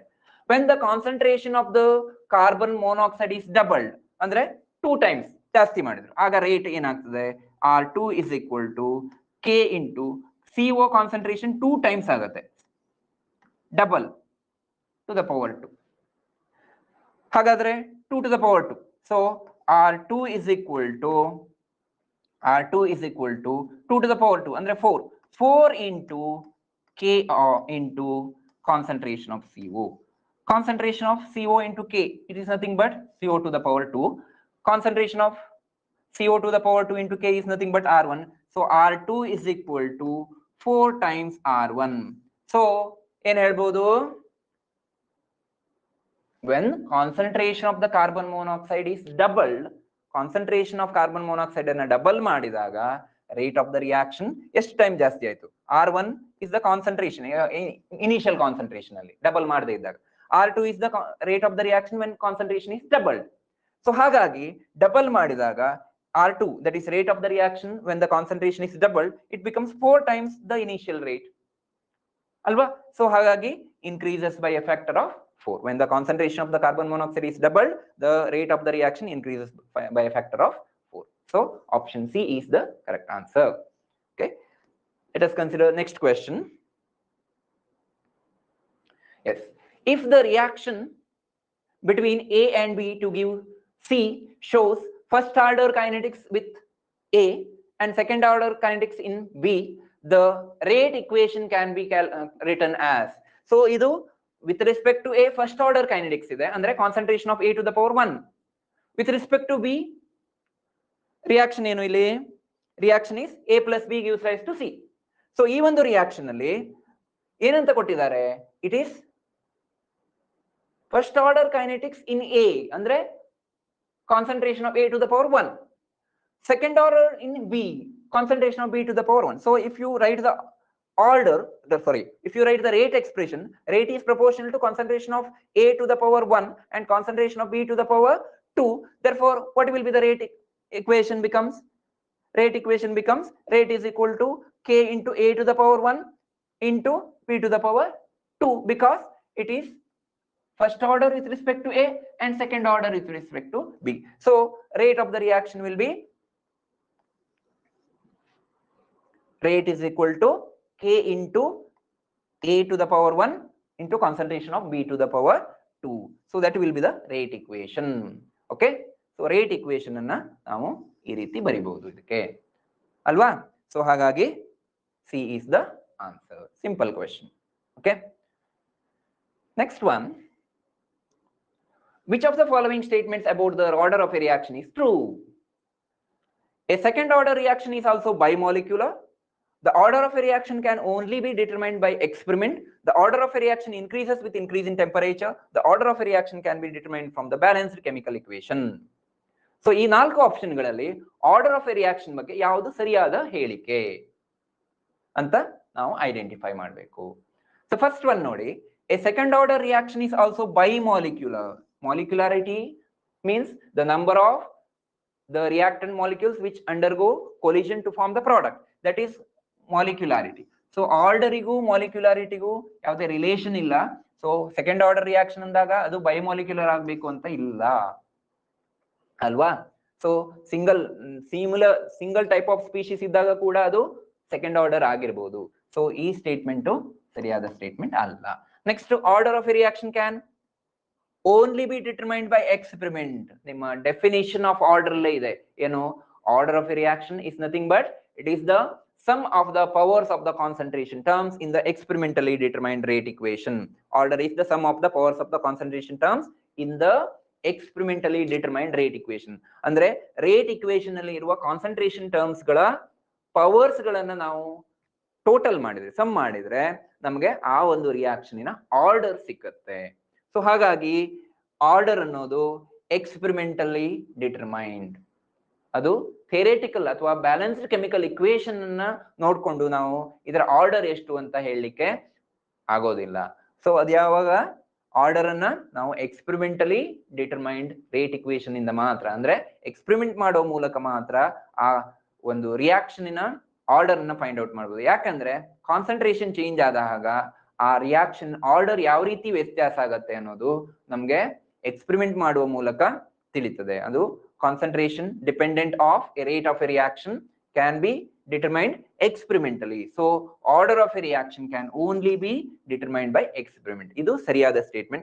Order of a reaction increases with increase in temperature. Order increase in temperature ಜಾಸ್ತಿ ಆದಾಗ order of a reaction ಇಲ್ಲ, changes ಆಗೋದಿಲ್ಲ. Order of a reaction can be determined from the balanced equation. Already ಹೇಳಿದ ಹಾಗೆ balanced equation ಇಂದ ನಮಗೆ order of a reaction ಅನ್ನ find out ಮಾಡ್ಲಿಕ್ಕೆ ಅಥವಾ ಹೇಳಲಿಕ್ಕೆ ಸಾಧ್ಯ ಆಗೋದಿಲ್ಲ. It may or may not be. Stoichiometric coefficients ಗೆ ಈಕ್ವಲ್ ಆಗಿರಬಹುದು ಕೆಲವೊಂದು ಕೇಸಸ್ ಗಳಲ್ಲಿ, ಆದ್ರೆ ಕೆಲವೊಂದು ಕೇಸಸ್ ಗಳಲ್ಲಿ ಆಗೋದಿಲ್ಲ. ಅಂದ್ರೆ ಅದು ಬ್ಯಾಲೆನ್ಸ್ಡ್ ಕೆಮಿಕಲ್ ಇಕ್ವೇಶನ್ ನೋಡ್ಕೊಂಡು ನಾವು ಆರ್ಡರ್ ಅನ್ನ ಹೇಳಲಿಕ್ಕೆ ಸಾಧ್ಯ ಇಲ್ಲ. So it is experimentally determined quantity, but this is theoretical. So order of a reaction can only be determined by experiment. That is the right, that is true statement about order of a reaction. So option B is the correct statement. Clear? ಅರ್ಥ ಆಯ್ತಲ್ವಾ? Yes. Next question. For a reaction A plus B gives rise to product. It is found that the doubling the concentration of A increases the rate 4 times. Doubling the concentration of the B increase the rate doubles the reaction rate. What is the overall order of the reaction? ಒಂದು reaction A plus B are the reactants. ಎರಡು ರಿಯಾಕ್ಟೆಂಟ್ಸ್ಗಳು A ಮತ್ತೆ be product ಅನ್ನ ಕೊಡ್ತಾ ಇದೆ. ಇಲ್ಲಿ concentration of A ಅನ್ನ double ಮಾಡಿದಾಗ ಏನಾಗ್ತಾ ಇದೆ, ರೇಟ್ 4 ಟೈಮ್ಸ್ ಜಾಸ್ತಿ ಆಗ್ತಾ ಇದೆ. 4 ಟೈಮ್ಸ್ ಜಾಸ್ತಿ ಆಗ್ತಾ ಇದೆ. ಕಾನ್ಸಂಟ್ರೇಷನ್ ಆಫ್ ಎ ಡಬಲ್ ಮಾಡಿದ್ರೆ ರೇಟ್ 4 ಟೈಮ್ಸ್ ಜಾಸ್ತಿ ಆಗ್ತಾ ಇದೆ. Doubling the concentration of B doubles the reaction. B ಯ ಕಾನ್ಸಂಟ್ರೇಷನ್ ಅನ್ನು ಡಬಲ್ ಮಾಡಿದಾಗ ರಿಯಾಕ್ಷನ್ ರೇಟ್ ಕೂಡ ಡಬಲ್ ಆಗ್ತಾ ಇದೆ. ಹಾಗಾದ್ರೆ ಓವರ್ ಆರ್ಡರ್ ಎಷ್ಟು? ಸಿಂಪಲ್ ಕ್ವಶನ್ ಇದು ಕೂಡ. ನಾವು ಇದಕ್ಕೆ ರೇಟ್ ಎಕ್ಸ್ಪ್ರೆಷನ್ ಅಥವಾ ರೇಟ್ ಇಕ್ವೇಶನ್ ಅನ್ನ ನಾವು ಹಾಕಿದ್ರೆ ಅಥವಾ ಬರೆದ್ರೆ ನಾವು ಅಲ್ಲಿ ಆ ರೇಟ್ ಇಕ್ವೇಶನ್ ಅಲ್ಲಿ ಬರುವಂತಹ ಕಾನ್ಸಂಟ್ರೇಷನ್ಸ್ ಗಳ ಪವರ್ಸ್ ಗಳನ್ನ ಸಮ್ ಮಾಡಿದ್ರೆ, ಟೋಟಲ್ ಮಾಡಿದ್ರೆ ನಮ್ಗೆ ಓವರ್ ಆಲ್ ಆರ್ಡರ್ ಸಿಗತ್ತೆ. So order is nothing but it is the sum of the powers of the concentration terms in the experimentally determined rate equation ಅಥವಾ rate equation. Okay, so ಹಾಗಾಗಿ ಇಲ್ಲಿ ಏನಂತ ಕೊಟ್ಟಿದ್ದಾರೆ, it is found that concentration of A double ಆದಾಗ it increases by 4 times, rate increases by 4 times. Concentration of B double ಆದಾಗ rate double ಆಗತ್ತೆ. So rate expression ಏನು, therefore rate is proportional to A to the power 2 ಅಲ್ವಾ? ಯಾಕೆ double ಮಾಡಿದಾಗ 4 times ಜಾಸ್ತಿ ಆಗ್ತಾ ಇದೆ ಅಂದ್ರೆ concentration of A to the power 2 ಅಂದ್ರೆ ಕಾನ್ಸಂಟ್ರೇಷನ್ ಆಫ್ ಎ ಮೇಲೆ ಇದು 2 ಟೈಮ್ಸ್, 2ರ ಪವರ್ ಅಲ್ಲಿ ಜಾಸ್ತಿ ಆಗತ್ತೆ ರೇಟ್. ಅಂದ್ರೆ order with respect to A is 2 ಅಂತ ಆಯ್ತು. ಹಾಗೆಯೇ doubling the concentration of B doubles the reaction rate. B ಯ ಕಾನ್ಸಂಟ್ರೇಷನ್ ಅನ್ನ ಡಬಲ್ ಮಾಡೋದ್ರಿಂದ ಏನಾಗ್ತಾ ಇದೆ, ರಿಯಾಕ್ಷನ್ ರೇಟ್ ಕೂಡ ಡಬಲ್ ಆಗ್ತಾ ಇದೆ. ಅಂದ್ರೆ ಲೀನಿಯರ್ಲಿ ರಿಲೇಟೆಡ್. ಅಂದ್ರೆ ಬಿ ಕಾನ್ಸಂಟ್ರೇಷನ್ ಗೆ ಟು ದ ಪವರ್ 1 ನಲ್ಲಿ ಅದು ರೇಟ್ ಆಗಿದೆ ರೇಟ್. ಸೊ ಈಗ ರೇಟ್ ಅಲ್ಲಿ ರೇಟ್ ಎಕ್ಸ್ಪ್ರೆಷನ್ ಅಲ್ಲಿ a to the power 2 b to the power 1 ಅಂತ ಇದೆ. ಸೊ ಹಾಗಾಗಿ ಸಮ್ ಏನು 2 plus 1. So order over order will be 3. So order of the reaction is 2 plus 1, that is 3. So option D is the right option. Option D is correct, that is order of the reaction is 3. So ಇಲ್ಲಿ ನಮಗೆ statement ಅನ್ನ ಕೊಟ್ಟಿದ್ದಾರೆ. So ಆ statement ಗೆ ಅನುಗುಣವಾಗಿ ನಾವು ಈ rate expression ಅನ್ನ ಹಾಕೊಂಡ್ರೆ ನಮ್ಗೆ ಈಸಿಯಾಗಿ ಈ ಕ್ವೆಶ್ಚನ್ ಈ ರೀತಿಯ ಕ್ವೆಶ್ಚನ್ಸ್ ಗಳನ್ನ ಸಾಲ್ವ್ ಮಾಡಬಹುದು. ಸೊ ಸ್ಟೇಟ್ಮೆಂಟ್ ಕೊಟ್ಟಾಗ ರೇಟ್ ಎಕ್ಸ್ಪ್ರೆಷನ್ ಅನ್ನ ಬರೀಲಿಕ್ಕೆ ಅಥವಾ ರೇಟ್ ಎಕ್ಸ್ಪ್ರೆಷನ್ ಅನ್ನ ಬರೀಲಿಕ್ಕೆ ಹಾಗೆ ಅದರಿಂದ ಆರ್ಡರ್ ಕ್ಯಾಲ್ಕುಲೇಟ್ ಮಾಡಲಿಕ್ಕೆ ನಾವು ಈ ಮೆಥಡ್ ಅಥವಾ ಈ ಕಾನ್ಸೆಪ್ಟ್ ಗಳನ್ನ ನಾವು ತಿಳ್ಕೊಳ್ಬೇಕು. Concentration dependence of rate, that is order. Next question. Value of rate constant of a first order reaction is 2.3 into 10 to the power minus 2 per second. What will be the time required to reduce the concentration to 1/10th of initial concentration? So rate constant in a value anna kottidare, first order reaction anta helta iddare. What will be the time required for the concentration to 1/10th of the initial concentration? So initial concentration in a 1/10th ಅಷ್ಟು decrease ಆಗ್ಲಿಕ್ಕೆ ಎಷ್ಟು time ಬೇಕಾಗಿದೆ? ಇದು first order reaction ಅಂತ ಹೇಳ್ತಾ ಇದ್ದಾರೆ. So first order reaction ಗೆ integrated rate equation ಏನು? K is equal to 2.303 by T log of R0 by R. ಇಲ್ಲಿ R0 ಅನ್ನ 100 ಅಂತ ತಗೊಂಡ್ರೆ R ಏನಾಗುತ್ತೆ? RT ಅಥವಾ the concentration of the reactant at time will be 1/100 ಆಗುತ್ತೆ ಅಲ್ವಾ? ಸೊ ಈಗ ಸಾರಿ 1/10th of 100, 1/10th of 100 ಅಂದ್ರೆ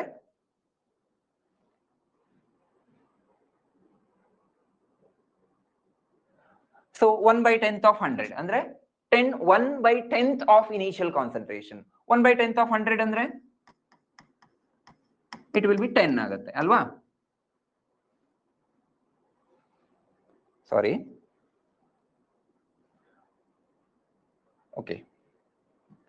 ಸೊ ಈಗ ನಾವು ರೇಟ್ ಇಂಟಿಗ್ರೇಟೆಡ್ ರೇಟ್ ಇಕ್ವೇಶನ್ ಅನ್ನು ತಗೊಂಡ್ರೆ ಏನು? Integrated rate equation K is equal to 2.303 by T log of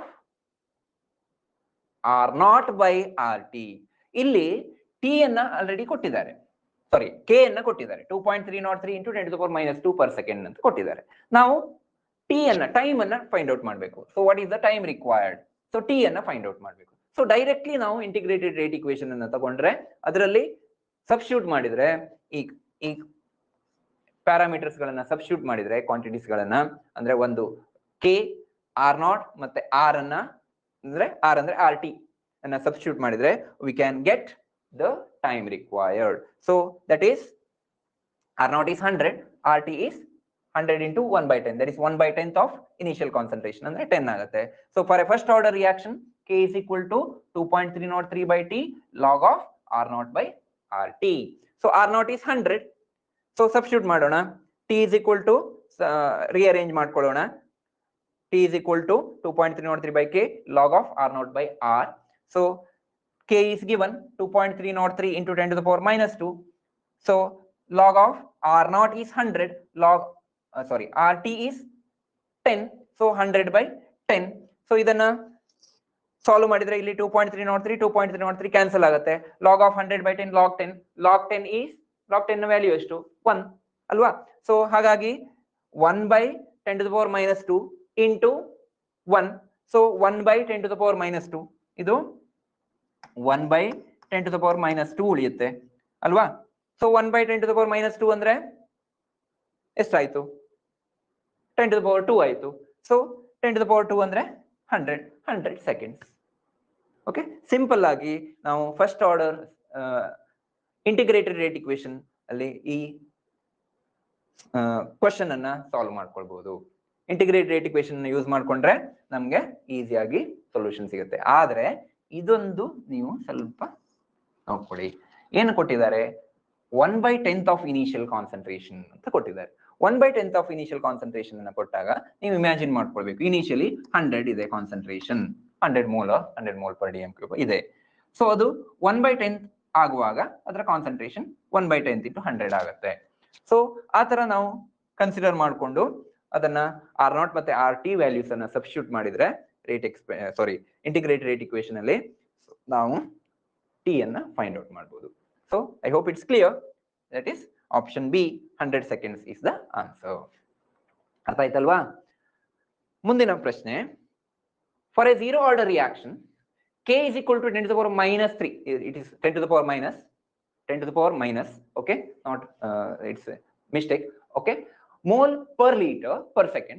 If the initial concentration of the reactant is 1.0 mole per liter, the concentration after 10 minutes would be. So ಇಲ್ಲಿ ನೋಡಿ zero order reaction ಅಂತ ಹೇಳ್ತಾ ಇದ್ದಾರೆ. zero order reaction ಗೆ ಏನು? integrated rate equation. For a zero order reaction,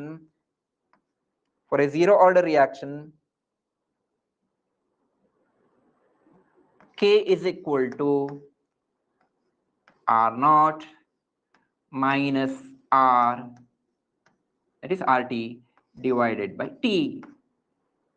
ಅಲ್ವಾ? zero order reaction in a integrated rate equation. ಇಲ್ಲಿ K ಅನ್ನ ಕೊಟ್ಟಿದ್ದಾರೆ. Take 1 into 10 to the power minus 3. Initial concentration is also given. Then time is also given. What is the concentration after 10 minutes? ಅಂದ್ರೆ RT 10 minutes ಆಗುವಾಗ ಅದರ concentration ಎಷ್ಟಾಗಿರುತ್ತೆ zero order reaction. ಸೊ ಇದಕ್ಕೆ ಕೂಡ ಡೈರೆಕ್ಟ್ ಆಗಿ ನಾವು zero order reaction ಇನ ಇಂಟಿಗ್ರೇಟೆಡ್ ರೇಟ್ ಇಕ್ವೇಶನ್ ಅಲ್ಲಿ ಸಬ್ಸ್ಟಿಟ್ಯೂಟ್ ಮಾಡಿದ್ರೆ ನಮಗೆ ಆನ್ಸರ್ ಸಿಗುತ್ತೆ. ಸೊ ಇಲ್ಲಿ K is given, K is 1 into 10 to the power minus 3. R0 is also given 1.0 mole per liter and time is 10 minutes. So ಇವುಗಳನ್ನು substitute ಮಾಡಿ R ಅನ್ನ find out ಮಾಡ್ಕೊಳ್ಬಹುದು. Okay, let us see. So K is 1 into 10 to the power minus 3 mole per liter. R0 is 1.0 into 1.0 mole per liter. T is 10 minutes. ಅದನ್ನ seconds ಗೆ convert ಮಾಡ್ಕೊಂಡ್ರೆ, because seconds ಅಲ್ಲಿ ನಾವು convert ಮಾಡ್ಕೊಳ್ಬೇಕು ಇಲ್ಲಿ. So seconds ಅಲ್ಲಿ convert ಮಾಡ್ಕೊಳ್ಳಾಗ SI unit 10 into 60, that is 600 seconds. So for a zero order reaction, K is equal to R0 minus R divided by T. So substitute ಮಾಡಿದ್ರೆ K is 1.0 into 10 to the power minus 3 equal to R0 is 1.0 minus R divided by 600. So ಇಲ್ಲಿ 1 into 10 to the power minus 3 into 600 is 600 into 10 to the power minus 3. 600 into 10 to the power minus 3 ಅಂದ್ರೆ 0.6 ಅಲ್ವಾ? So ಈ 600 ಈ ಕಡೆ ತಂದ್ರೆ 0.6 ಆಯ್ತು. is equal to 1 minus R. Therefore R is equal to concentration of R is equal to 1 minus 0.6. So 1 minus 0.6 is 0.4. 0.4 mole per liter. 0.4 mole per liter ಆಗುತ್ತೆ. So ಇಲ್ಲಿ ಇದು ಒಂದು ನೋಡ್ಕೊಳ್ಳಿ, ಸೆಕೆಂಡ್ಸಿಗೆ ಕನ್ವರ್ಟ್ ಮಾಡ್ಕೊಳ್ಬೇಕು ಯಾವಾಗ್ಲೂ, because this is given in mole per litre per second. ಯಾಕೆ ಸೆಕೆಂಡಿಗೆ convert ಮಾಡ್ಕೊಳ್ಬೇಕು? ಇಲ್ಲಿ ನೋಡಿ, ಕೆ ಯಾವ ಯೂನಿಟ್ ಅಲ್ಲಿ ಇದೆ ಅದಕ್ಕೆ ರಿಲೇಟೆಡ್ ಆಗಿ ಉಳಿದ ಯೂನಿಟ್ಸ್ ಗಳನ್ನ ತಗೊಳ್ಬೇಕು. ಇಲ್ಲಿ K is mole per litre per second ಅಲ್ಲಿ ಇರೋದ್ರಿಂದ ಟೈಮ್ ಅನ್ನು ಕೂಡ ನಾವು ಸೆಕೆಂಡ್ಸ್ ಗೆ ಕನ್ವರ್ಟ್ ಮಾಡಬೇಕಾದ ಅಗತ್ಯ ಇದೆ. ಹಾಗಾಗಿ ಟೈಮ್ ಅನ್ನ ಸೆಕೆಂಡ್ಸ್ ಗೆ ಕನ್ವರ್ಟ್ ಮಾಡ್ಕೊಂಡು ಆಮೇಲೆ ಸಬ್ಸ್ಟಿಟ್ಯೂಟ್ ಮಾಡಬೇಕು. ಈ ಮಿಸ್ಟೇಕ್ ಅನ್ನ ಮಾಡಬೇಡಿ. ಇಲ್ಲಿ ಟೈಮ್ ಅನ್ನ 10 ಕೊಟ್ಟಿದ್ದಾರೆ ಅಂತ 10 ಅನ್ನೇ ಸಬ್ಸ್ಟಿಟ್ಯೂಟ್ ಮಾಡಿದ್ರೆ ಇಲ್ಲಿ ನಿಮ್ಗೆ ಆನ್ಸರ್ ಸಿಗೋದಿಲ್ಲ. ಇದು ನೆನಪಿರ್ಲಿ. ಸೊ ಯೂನಿಟ್ ಗಳು ಯೂನಿಫಾರ್ಮ್ ಆಗಿರ್ಬೇಕು. ಎಲ್ಲಾ ಕ್ವಾಂಟಿಟೀಸ್ ಗಳಿಗೆ ಯೂನಿಟ್ ಯಾವ ಸಿಸ್ಟಮ್ ಅಲ್ಲಿ ಇದೆಯೋ ಅದೇ ಸಿಸ್ಟಮ್ ಅಲ್ಲಿ ಯೂನಿಟ್ ಗಳನ್ನ ಕನ್ವರ್ಟ್ ಮಾಡ್ಕೊಳ್ಬೇಕು. ಚೇಂಜಸ್ ಕೊಡ್ತಾರೆ, ಇದಕ್ಕೆ ನೀವು 10 ಹಾಕೊಂಡು ಮಾಡಿದ್ರೆ ನಿಮ್ಗೆ ಆನ್ಸರ್ ಬರೋದಿಲ್ಲ. ಸೊ ಹಾಗಾಗಿ ಅದನ್ನ ನೆನ್ಪಿಟ್ಕೊಳ್ಳಿ, ಈ ಯೂನಿಟ್ ಗಳನ್ನ ಯೂನಿಫಾರ್ಮಿಟಿ ಇರಬೇಕು. ಓಕೆ, ಸೊ ಇದು ಡೈರೆಕ್ಟ್ ನೀವು ಸಬ್ಸ್ಟಿಟ್ಯೂಟ್ ಮಾಡೋದ್ರಿಂದ ಸಿಗತ್ತೆ, ಬಟ್ ಯೂನಿಟ್ ಅನ್ನ ಕನ್ವರ್ಷನ್ ಮಾಡ್ಲಿಕ್ಕೆ ಮರಿಬೇಡಿ. Okay, next.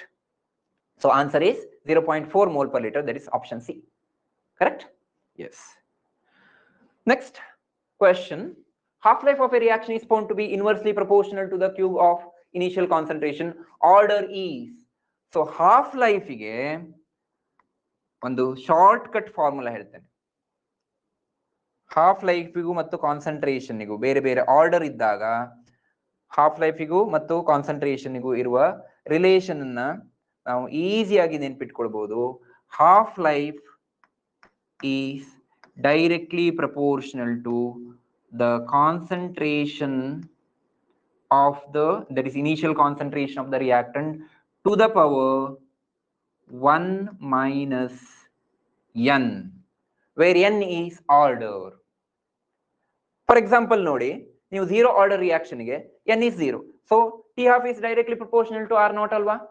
ಹೇಳಿ, t half of zero order reaction ಏನು? t half of zero order reaction is r naught by 2k. so t half is directly proportional to initial concentration. ಹಾಗೆ first order reaction ಅನ್ನು ತಗೊಂಡ್ರೆ ಇಲ್ಲಿ n1 ಆಗುತ್ತೆ. So r naught to the power 1 minus 1 is 0. So first order reaction ಅಲ್ಲಿ t half ಏನು 0.693 divided by k. it is independent of initial concentration ಅಲ್ವಾ? ಹಾಗೆಯೇ ಯಾವುದೇ ಆರ್ಡರ್ ರಿಯಾಕ್ಷನ್ ಆದ್ರೂ ಕೂಡ ನಾವು ಈ ರಿಲೇಷನ್ ಇದನ್ನ ನೆನ್ಪಿಟ್ಕೊಂಡ್ರೆ, ಏನ್ ರಿಲೇಷನ್ ಟಿ ಹಾಫಿಗೂ ಮತ್ತು ಆರ್ ನಾಟಿಗೂ ಇರುವಂತಹ ರಿಲೇಷನ್ ಅನ್ನ ಈ ರೀತಿ ನೆನ್ಪಿಟ್ಕೊಂಡ್ರೆ, ಈ ಫಾರ್ಮುಲಾವನ್ನ ನೆನ್ಪಿಟ್ಕೊಂಡ್ರೆ ನಿಮ್ಗೆ ಯಾವುದೇ ಆರ್ಡರ್ಗೆ ಟಿ ಹಾಫಿನ ಡಿಪೆಂಡೆನ್ಸ್ ಗೊತ್ತಾಗುತ್ತೆ. ಸೊ ಇಲ್ಲಿ ಏನ್ ಕೊಟ್ಟಿದ್ದಾರೆ ಅಂದ್ರೆ, half life is found to be inversely proportional to cube of the initial concentration. ಅಂದ್ರೆ half life t half is proportional to cube of the initial concentration r naught to the power 3 ಅಂತ ಇದೆ. r naught to the power 3 ಬರಬೇಕು ಅಂದ್ರೆ t half r naught to the power 3 ಅಂದ್ರೆ r to the power minus 3. r to the power minus 3 ಬರಬೇಕು ಅಂದ್ರೆ ಇಲ್ಲಿ n ಏನಾಗಿರ್ಬೇಕು? r to the power minus 3 ಬರಬೇಕು ಅಂದ್ರೆ n ಏನಾಗಬೇಕು? ಅಥವಾ S, r to the power minus 3 ಬರಬೇಕು ಅಂದ್ರೆ n ವ್ಯಾಲ್ಯೂ ಎಷ್ಟಾಗಿರ್ಬೇಕು? 4 ಅಲ್ವಾ? So 1 minus 4 is minus 3, correct? So ಆ n ಅನ್ನೋದನ್ನ ನಾವು ಫೈಂಡ್ ಔಟ್ ಮಾಡ್ಕೊಳ್ಬಹುದು. ಸೊ n ಏನಾಗಿರುತ್ತೆ? 4 ಆಗಿರುತ್ತೆ. ಸಿಂಪಲ್ ಅಲ್ವಾ? ಸೊ ಈ ಒಂದು ರಿಲೇಷನ್ ಅನ್ನ ನಾವು ನೆನ್ಪಿಟ್ಕೊಂಡ್ರೆ ಹಾಫ್ ಲೈಫ್ ಮತ್ತು ಇನಿಷಿಯಲ್ ಕಾನ್ಸಂಟ್ರೇಷನ್ಗೂ ಬೇರೆ ಬೇರೆ ಆರ್ಡರ್ ಅಲ್ಲಿ ಇರುವಂತಹ ರಿಯಾಕ್ಷನ್ಸ್ ಗಳಿಗೆ ನಾವು ಫೈಂಡ್ ಔಟ್ ಮಾಡ್ಕೊಳ್ಬಹುದು. ಸೊ ಇಲ್ಲಿ half life is inversely proportional to cube of initial concentration ಅಂತ ಕೊಟ್ಟಿರೋದ್ರಿಂದ ಸೊ n will be 4 ಆಗುತ್ತೆ. ಸೊ ಹಾಗಾಗಿ order is 4. Clear? Yes. So option B is the correct answer. ಅರ್ಥ ಆಯ್ತಾ? ನೆಕ್ಸ್ಟ್ ಕ್ವೆಶ್ಚನ್ ಹೋಗೋಣ. For a unimolecular reaction, the rate increases by a factor of 2.5 when the concentration of the reactant is increased by 1.5. What is the order of the reaction? So unimolecular ಅಂದ್ರೆ ಒಂದೇ ರೀತಿಯ ಸ್ಪೀಶೀಸ್ಗಳು involve ಆಗ್ತಾ ಇದಾವೆ reaction ಗಳಲ್ಲಿ. ಹಾಗಾದಾಗ rate increases by a factor of 2.25 when the concentration increases by a factor of 1.5. So 1.5 times concentration increase ಆದಾಗ rate 2.25 times increase ಆಗ್ತಾ ಇದೆ ಅಂದ್ರೆ what is the order? So ಎಷ್ಟು ಡಿಪೆಂಡೆನ್ಸ್ ಇದೆ ಅದು? So we know that rate is equal to k into r to the power n. So when r equal to 1.5 times r, rate will be k into 1.5 times r into to the power n. So n value ಏನಾಗಬೇಕು? It will be n 2.25 times increase ಆಗ್ತಾ ಇದೆ rate 1.5 times increase ಆಗ್ತಾ ಇದ್ದಾಗ. So 1.5 square is 2.25 ಅಲ್ವಾ? 1.5 the square 2.25. So this n will be 2, ಹೌದಲ್ವಾ? So ಹಾಗಾಗಿ the order of the reaction will be 2. Order of the reaction will be 2. Okay, so option B 2 is the answer here. Next question. The half-life of an element is 140 times. After 560 days, 1 gram of the element will be reduced to.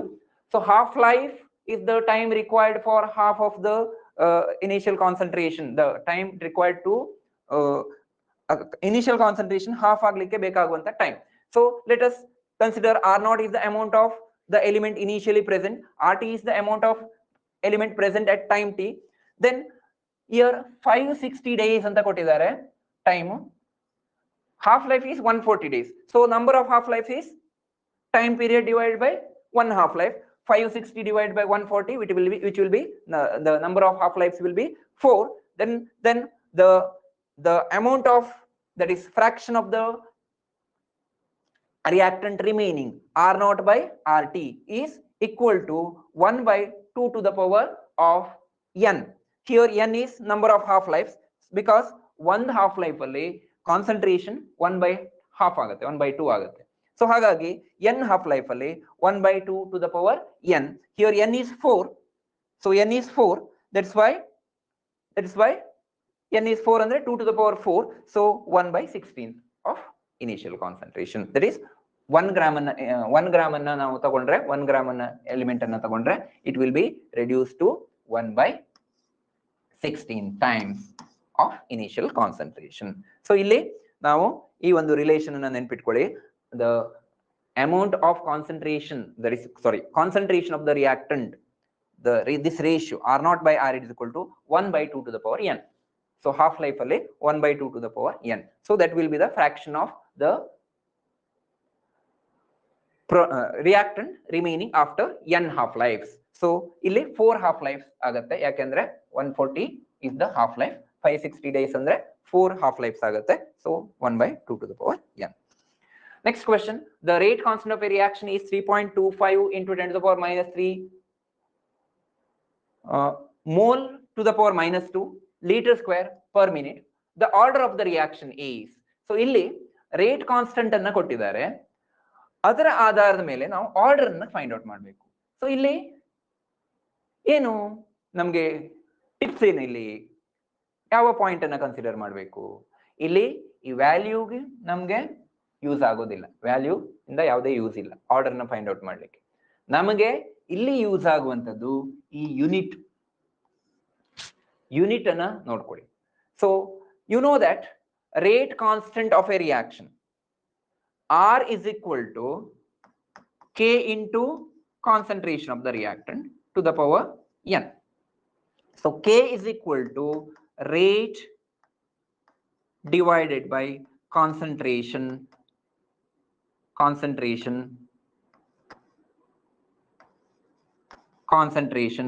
to the power n. Unit of rate is mole per liter per second idre, mole per liter per second idre, concentration mole per liter irutte SI unit ಅಲ್ಲಿ. So ಇದನ್ನ simplify ಮಾಡಿದ್ರೆ ನಮ್ಗೆ ಅಥವಾ K unit ಏನಾಗುತ್ತೆ, concentration to the power, ಇಲ್ಲಿ concentration to the power 1 minus n into time to the power minus 1 ಆಗುತ್ತೆ. So ಇಲ್ಲಿ n ಅಂದ್ರೆ ಆರ್ಡರ್. ಸೊ ಇಲ್ಲಿ mole to the power minus 2 litre square per minute ಅಂತ ಇದೆ. So ಹಾಗಾಗಿ what is the order, what is the value of n? So ಇಲ್ಲಿ concentration ಅನ್ನು mole per litre ಅಲ್ಲಿ ಎಕ್ಸ್ಪ್ರೆಸ್ ಮಾಡಿದಾಗ ಯಾವಾಗ ಇದು ಈ term mole to the power -2 litre square ಆಗುತ್ತೆ. So let us see. So ಈ ಒಂದು simple relation, unit of rate constant for nth order reaction is unit of concentration to the power 1 minus n into unit of time to the power -1. So if the unit of concentration is mole per liter, unit of time is in minutes, then the mole per liter to the power 1 minus n, minute to the power -1. So ಇಲ್ಲಿ n ಏನಾಗುತ್ತೆ ನೋಡಿ, ಇಲ್ಲಿ mole to the power -2 ಇದೆ. So ಯಾವಾಗ ಇದು mole to the power -2 ಆಗುತ್ತೆ, n value ಯಾವ್ದಿದ್ದಾಗ, if the n value is 3, then it will be mole to the power -2, because mole to the power 1 minus n ಇದೆ. So n value 3 ಆದ್ರೆ mole to the power -2 ಆಗುತ್ತೆ ಇಲ್ಲಿ. So ಹಾಗೆ litre to the power 1 minus n 1 minus 3 ಆದ್ರೆ litre square ಆಗುತ್ತೆ per minute, ಹಾಗೆ ಇದೆ. So unit order is 3 ಆಗುತ್ತೆ. ಸೊ ಈ ಯೂನಿಟ್ ಅನ್ನ ನಾವು ನೋಡ್ಕೊಂಡು ಇಲ್ಲಿ ಆರ್ಡರ್ ಅನ್ನ ಹೇಳ್ಬೋದು. ಸೊ ಇದಕ್ಕೆ ನೀವು ಈ ಒಂದು ರಿಲೇಷನ್ ಅನ್ನ ನೆನ್ಪಿಟ್ಕೊಳ್ಬೇಕು, ಸಿಂಪಲ್ ಆಗಿ ನೆನ್ಪಿಟ್ಕೊಳ್ಳಿ. Rate is K is equal to unit of rate divided by concentration, ಅಥವಾ ಇದೊಂದು ಸಿಂಪಲ್ ನೆನ್ಪಿಟ್ಕೊಳ್ಳಿ. For nth order reaction, the unit of rate constant of nth order reaction is unit of concentration to the power 1 minus n into unit of time to the power -1. So ಅದನ್ನ ನೆನ್ಪಿಟ್ಕೊಂಡ್ರೆ ನಿಮ್ಗೆ ಯಾವುದೇ ಆರ್ಡರಿನ unit rate ಕಾನ್ಸ್ಟೆಂಟಿನ unit ಅನ್ನ ಹೇಳ್ಬೋದು. Next question. A first order reaction requires 30 minutes for 50% completion. The time required to complete the reaction by 75%. So ಇಲ್ಲಿ ನೋಡಿ 50% completion ಆಗ್ಲಿಕ್ಕೆ 30 minutes ತಗೊಳ್ತಾ ಇದೆ. 50% completion ಆಗ್ಲಿಕ್ಕೆ 30 minutes ತಗೊಳ್ತಾ ಇದ್ರೆ 75% completion ಆಗ್ಲಿಕ್ಕೆ ಎಷ್ಟು ಟೈಮ್ ಅನ್ನ ತಗೊಳುತ್ತೆ? ಸೊ ಇಲ್ಲಿ ನೋಡಿ 50% completion ಅಂದ್ರೆ ಅದು ಹಾಫ್ ಲೈಫ್ ಆಗುತ್ತೆ ಅಲ್ವಾ? ಒಂದು ಹಾಫ್ ಲೈಫ್ ಆದಾಗ ಅದು 50% ಕಂಪ್ಲೀಷನ್ ಆಯ್ತು. ಅದೇ ಎರಡು ಹಾಫ್ ಲೈಫ್ ಆದ್ರೆ 75% ಕಂಪ್ಲೀಷನ್ ಆಗತ್ತಲ್ವಾ? ಸೊ ಒನ್ ಹಾಫ್ ಲೈಫ್ ಅಲ್ಲಿ 100 ಇದ್ದದ್ದು ಒನ್ ಹಾಫ್ ಲೈಫ್ ಅಲ್ಲಿ 50 ಆಯ್ತು, 50% ಬಂತು. ಇನ್ನೊಂದು ಹಾಫ್ ಲೈಫ್ ಅನ್ನ ತಗೊಂಡ್ರೆ ಅದು ಈ 50% ಇನ್ ಹಾಫ್ ಅಂದ್ರೆ 25% ರಿಮೈನಿಂಗ್. ಸೊ 75% ಕಂಪ್ಲೀಷನ್ ಆಗುತ್ತೆ. ಸೊ ಇನಿಷಿಯಲ್ ಕಾನ್ಸಂಟ್ರೇಷನ್ 100 ಇದ್ದಾಗ ಒನ್ ಹಾಫ್ ಲೈಫ್ ಅಲ್ಲಿ ಅದು 50% ರೆಡ್ಯೂಸ್ ಆಗುತ್ತೆ. ಇನ್ನೊಂದು ಹಾಫ್ ಲೈಫ್ ಅಲ್ಲಿ ಮತ್ತೆ 50% ಅಂದ್ರೆ 50% ಅಂದ್ರೆ 25% ಅಂದ್ರೆ ದ 75% ಕಂಪ್ಲೀಷನ್ ಆಗಿದೆ. ಸೊ ಇಲ್ಲಿ 75% ಕಂಪ್ಲೀಷನ್ ಆಗ್ಲಿಕ್ಕೆ ಎರಡು ಹಾಫ್ ಲೈಫ್ ಅನ್ನ ತಗೊಳ್ತಾ ಇದೆ. ಒಂದು ಹಾಫ್ ಲೈಫಿಗೆ 30 ಮಿನಿಟ್ಸ್ ಆದ್ರೆ ಎರಡು ಹಾಫ್ ಲೈಫಿಗೆ 30 × 2 60 ಮಿನಿಟ್ಸ್. ಇದು ಸಿಂಪಲ್ ವೇ, ಶಾರ್ಟ್ ಆಗಿ ಮಾರುವಂತ ಮೆಥಡ್. ಇದನ್ನ ನೀವು ಮೆಥಡ್ ಅಲ್ಲಿ ಮಾಡಿದ್ರೆ, ಲಾಂಗ್ ಪ್ರೊಸೀಜರ್ ಅಲ್ಲಿ ಮಾಡಿದ್ರೆ, ಇಲ್ಲಿ ಫಸ್ಟ್ ನಾವು ಕೆ ಅನ್ನ ಫೈಂಡ್ ಔಟ್ ಮಾಡ್ಕೊಳ್ಬೇಕು. K for a first order reaction K is equal to 0.693 divide by T half. So K is ಇಲ್ಲಿ ಟಿ ಹಾಫ್ ಅನ್ನೋದು 30. ಸೊ ಹಾಗಾಗಿ ಕೆ ಅನ್ನ ಫೈಂಡ್ ಔಟ್ ಮಾಡ್ಕೊಂಡ್ವಿ. ಆಮೇಲೆ ಈ ಇಂಟಿಗ್ರೇಟೆಡ್ ರೇಟ್ ಇಕ್ವೇಶನ್ ಅನ್ನ ಯೂಸ್ ಮಾಡಿ 2.303 by k log of r naught by r ಅನ್ನ ಫೈಂಡ್ ಔಟ್ ಮಾಡಿ. ಇಲ್ಲಿ 75% ಕಂಪ್ಲೀಷನ್ ಅಂದ್ರೆ r will be 100 minus 75 ಆಗುತ್ತೆ. ಸೊ ಸಬ್ಸ್ಟಿಟ್ಯೂಟ್ ಮಾಡೋದ್ರಿಂದ ಸಹ ಮಾಡಬಹುದು. But it is short cut ಅಲ್ಲಿ ಎರಡು ಹಾಫ್ ಲೈಫ್ ಬೇಕಾಗತ್ತೆ ಇಲ್ಲಿ 75% ಕಂಪ್ಲೀಷನ್ ಆಗ್ಲಿಕ್ಕೆ. ಹಾಗಾಗಿ 2 times ಆಫ್ ಹಾಫ್ ಲೈಫ್. ಇಲ್ಲಿ ಹಾಫ್ ಲೈಫ್ 50% ಕಂಪ್ಲೀಷನ್ ಗೆ 30 ಮಿನಿಟ್ಸ್ ಆದ್ರೆ 75% ಕಂಪ್ಲೀಷನ್ ಗೆ ಅದರ ಡಬಲ್ ಬೇಕು. ಸೊ ಹಾಗಾಗಿ 60 minutes. So that is the answer, option C. Next question, which of the following represents the expression for 3/4th life of a first order reaction? 3/4th life of a first order reaction ಅಂದ್ರೆ ಏನು? 3/4th completion ಆದಾಗ ಅಂದ್ರೆ remaining will be 1/4. 3/4th half life, life ಅಂದ್ರೆ remaining concentration will be remaining concentration will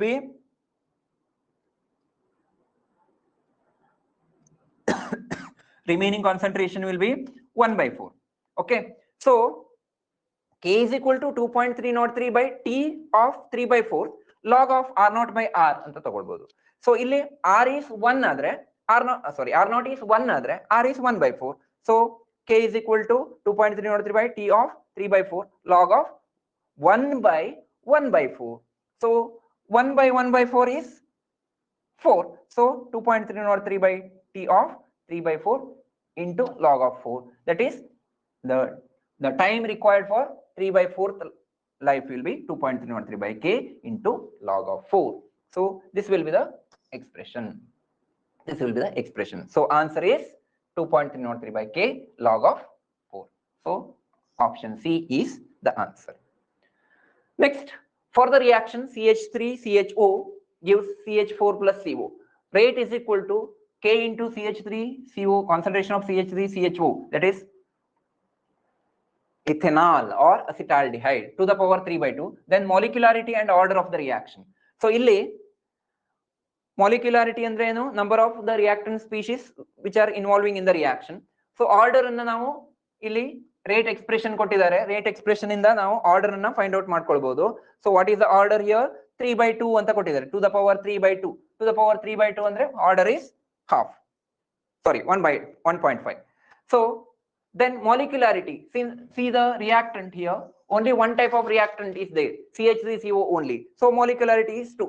so molecularity is 1. only one type of reactant is there. so molecularity is 1, order is 1.5. so only one type of reactant molecule is there, therefore molecularity is 1. so option C is the answer. Next, which of the following stand true for molecularity of a reaction? molecularity ಅನ್ನ consider ಮಾಡಿದ್ರೆ ಯಾವುದು ಸರಿ ಇಲ್ಲಿ? It is the sum of the exponents of the molar concentration of the reactants in the rate equation. It may have fractional value. It is the number of molecules of the reactants taking part in a single step chemical reaction. It is determined experimentally. So molecularity ಅಂದ್ರೆ ಏನು? It is the number of molecules of the reactants taking part in a single step reaction. ಅಂದ್ರೆ elementary reaction ಅಲ್ಲಿ ಎಷ್ಟು reactant molecules ಗಳು ಅಂದ್ರೆ ಎಷ್ಟು number of species ಗಳು involve ಆಗ್ತಾ ಇವೆ ಟು ಫಾರ್ಮ್ ದ ಪ್ರಾಡಕ್ಟ್, ಅದು ಅದರ ಮಾಲಿಕ್ಯುಲಾರಿಟಿ ಆಗಿರುತ್ತೆ. ಹಾಗಾಗಿ ಯಾವ ಆಪ್ಷನ್ ಸರಿಯಾಗಿದೆ? Molecularity is the number of reacting species which collide simultaneously. That is why that is option C. It is the number of molecules of the reactants taking part in a single step chemical reaction. Idu definition. So very simple. Next, nodi, molecularity is nothing but the number of reacting molecules involved. Next, as the temperature increases, T half fill. Temperature increase ಆದಾಗ ಏನಾಗುತ್ತೆ? Rate of the reaction ಜಾಸ್ತಿ ಆಗುತ್ತೆ ಅಲ್ವಾ? Rate of the reaction ಜಾಸ್ತಿ ಆಗುತ್ತೆ ಅಂದ್ರೆ ಕಡಿಮೆ ಟೈಮಲ್ಲಿ ರಿಯಾಕ್ಷನ್ ಆಗ್ತಾ ಇರುತ್ತೆ. ಕಡಿಮೆ ಟೈಮಲ್ಲಿ ರಿಯಾಕ್ಷನ್ ಆಗ್ತಾ ಇರುತ್ತೆ ಅಂದ್ರೆ ಟಿ ಹಾಫ್ ಏನಾಗಬೇಕು? ಡಿಕ್ರೀಸ್ ಆಗ್ಬೇಕಲ್ವಾ? ಸೊ ಹಾಫ್ ಲೈಫ್ ಡಿಕ್ರೀಸ್ ಆಗ್ಬೇಕಲ್ವಾ? As the temperature increases, rate of the reaction increases, that is time decreases. Time decreases means T half will decreases. So temperature effect ಅನ್ನು ನಾವು Arrhenius equation ಅಲ್ಲಿ ನೋಡ್ತೇವೆ. Temperature increase ಆದಾಗೆ rate of the reaction ಕೂಡ increase ಆಗ್ತದೆ. Rate of the reaction increase ಆಗುತ್ತೆ ಅಂದ್ರೆ time decrease ಆಗುತ್ತೆ. So half life will be decreases. So half life decrease ಆಗುತ್ತೆ. Option B. Next, a large increase in the rate of reaction for a rise in temperature is due to. So temperature ಜಾಸ್ತಿ ಮಾಡಿದಾಗ ನಮ್ಗೆ reaction rate ಜಾಸ್ತಿ increase ಆಗತ್ತೆ. ಯಾಕೆ? Increase in the number of collisions, increase in the number of activated molecules, shortening of the mean free path, all of this. Temperature ಜಾಸ್ತಿ ಮಾಡಿದಾಗ ಏನಾಗುತ್ತೆ? They will get more energy, so they will collide. The number of collisions will increase because the activated molecules increases. There is increase in the number of activated molecules because it will decrease the activation energy. So that's why the number of molecules with sufficient activation energy will be more. So it will increase the number of activated molecules. Shortening of the mean free path. What is mean free path? Mean free path ಅಂದ್ರೆ ಏನು? ಎರಡು collision ಗಳ ನಡುವೆ ಇರುವಂತಹ path. So ಈಗ number of collision ಜಾಸ್ತಿ ಆದ್ರೆ mean free path ಕೂಡ ಕಮ್ಮಿ ಆಗ್ತದೆ. So an increase in the rate of the reaction for rise in temperature is due to increase in the collision frequency, shortening of the mean free path. ಅಂದ್ರೆ ಎರಡು collisions ಗಳ ನಡುವಿನ, ಎರಡು molecules ಗಳ ನಡುವಿನ ಕೊಲಿಷನ್ ಡಿಸ್ಟೆನ್ಸ್ ಕೂಡ ಕಮ್ಮಿ ಆಗುತ್ತೆ. ಆಮೇಲೆ activated molecules, number of activated molecules ಕೂಡ ಜಾಸ್ತಿ ಆಗೋದ್ರಿಂದ ಈ ಎಲ್ಲಾ ಫ್ಯಾಕ್ಟರ್ಸ್ ಗಳು ಕೂಡ ಏನಾಗುತ್ತೆ?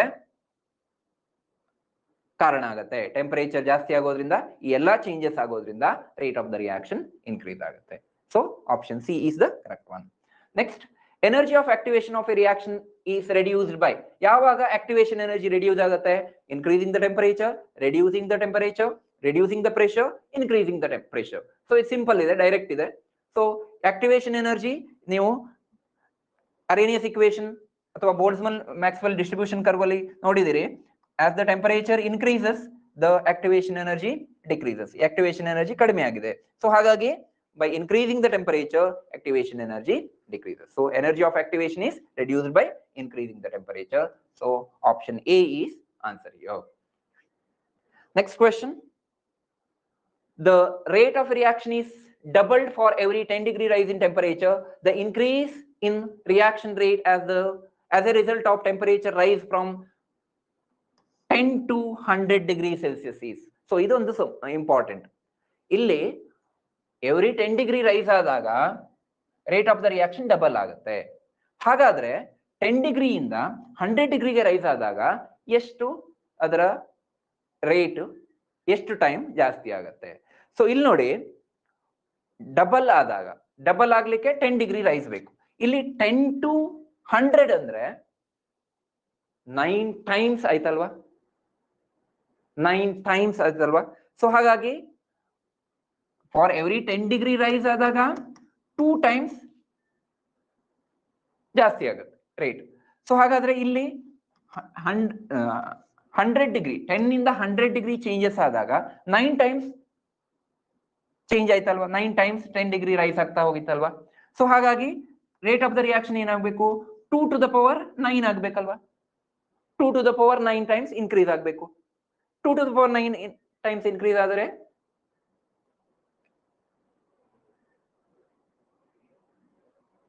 ಸಾರಿ, okay 2 to the power 9 increase ಆದ್ರೆ 2 to the power 9 ಎಷ್ಟು ಮಾಡಿದ್ರಾಯ್ತು. So 2 to the power 9 times the initial rate. So when the rate constant, sorry, coefficient k of t plus 10 by kt is 2, that is for every 10 degree rise in temperature the rate of the reaction doubles. Now 10 to 100 andre there will be 9 times 10 degree rise, therefore Rn is equal to 2 to the power n. 2 to the power n is 512, so 512 times increase agutte. So option B is answer. Next, at 400 Kelvin, at 400 Kelvin, half-life of a sample of gaseous compound initially at 56.0 kilopascal is 340 seconds. When the pressure is 28 kilopascal, the half-life is 170 seconds. Then order of the reaction.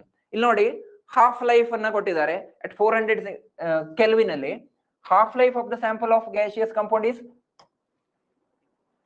340. ಯಾವಾಗ pressure ಇಷ್ಟಿದ್ದಾಗ, ಆಗ pressure ಅನ್ನ ಕಡಿಮೆ ಮಾಡಿದಾಗ half life ಕೂಡ ಕಡಿಮೆ ಆಗಿದೆ. ನೋಡಿ, pressure 56 ಇದ್ದಾಗ ಹಾಫ್ ಲೈಫ್ 340 ಇತ್ತು, ಪ್ರೆಷರ್ 28 ಆದಾಗ ಹಾಫ್ ಲೈಫ್ 170. ಅಂದ್ರೆ ಪ್ರೆಷರ್ ಅನ್ನ ಹಾಫ್ ಮಾಡಿದಾಗ ಹಾಫ್ ಲೈಫ್ ಕೂಡ ಹಾಫ್ ಆಗಿದೆ. ಪ್ರೆಷರ್ಗೂ ಹಾಫ್ ಲೈಫ್ಗೂ ಇರುವ ರಿಲೇಷನ್ ಏನು? ಕಾನ್ಸಂಟ್ರೇಷನ್ಗೆ ಇರುವಂತ ರಿಲೇಷನ್. ಸೊ ಇಲ್ಲಿ half life is directly proportional to pressure, which is in case of zero order reaction ಅಲ್ವಾ. zero order reaction ಅಲ್ಲಿ ಕಾನ್ಸಂಟ್ರೇಷನ್ ಗೆ ಡೈರೆಕ್ಟ್ ಆಗಿ ರಿಲೇಟ್ ಆಗಿದೆ. when the pressure is reduced to half from the 56.0 kilopascal to 28 kilopascal, the half life period is reduced to half from 340 to 170. so ಇದರಲ್ಲಿ thus half life period is proportional to pressure. half life period proportional to pressure ಯಾವಾಗ ಆಗಿರುತ್ತೆ? zero order ಅಲ್ಲಿ. zero order reaction ಅಲ್ಲಿ half life is proportional to concentration ಅಥವಾ pressure. ಇಲ್ಲಿ gaseous reaction ಆಗೋದ್ರಿಂದ partial pressure ಅಲ್ಲಿ concentration express ಮಾಡ್ತೇವೆ. So ಹಾಗಾಗಿ ಇಲ್ಲಿ half life is directly proportional to pressure or directly proportional to concentration in case of liquid state. so ಹಾಗಾಗಿ ಇಲ್ಲಿ zero order reaction ಆಗುತ್ತೆ. so it is zero order reaction. next question, in a reaction the threshold energy is equal to, so ಆಗ್ಲೇ ಹೇಳಿದೆ threshold energy ಅಂದ್ರೆ ಏನು, activation energy ಅಂದ್ರೆ ಏನು, average energy ಅಂದ್ರೆ ಏನು. so minimum energy that molecules need to have in order to for a reaction to take place is called threshold energy. ಒಂದು reaction molecules ಗಳು ಅಂದ್ರೆ ರಿಯಾಕ್ಟೆಂಟ್ ಮಾಲಿಕ್ಯೂಲ್ಸ್ ಗಳು ಪ್ರಾಡಕ್ಟ್ ಆಗಿ ಕನ್ವರ್ಟ್ ಆಗ್ಲಿಕ್ಕೆ ಬೇಕಾಗುವಂತ ಎನರ್ಜಿ ಅದು. ಸೊ ಅದು ಥ್ರೆಶೋಲ್ಡ್ ಎನರ್ಜಿ. ಸೊ ಆ threshold energy ಮತ್ತೆ activation energy, difference between threshold energy and average energy is activation energy. ನೀವು ಗ್ರಾಫ್ ಅಲ್ಲಿ ಆಗ್ಲೇ ಹೇಳಿದೆ, ಈ ಗ್ರಾಫ್ ಅಲ್ಲಿ ನೋಡಿ, ಇದು ಆಕ್ಟಿವೇಶನ್ ಎನರ್ಜಿ, ಇದು average energy of the reactant molecules. So the sum of these two will be the threshold energy.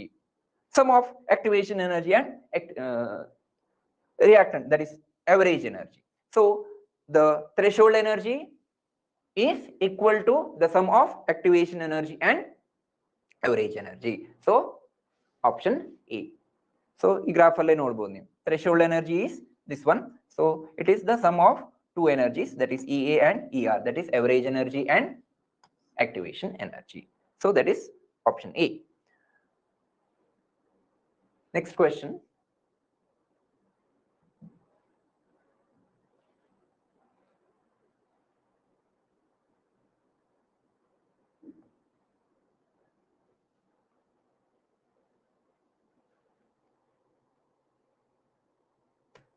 Yes.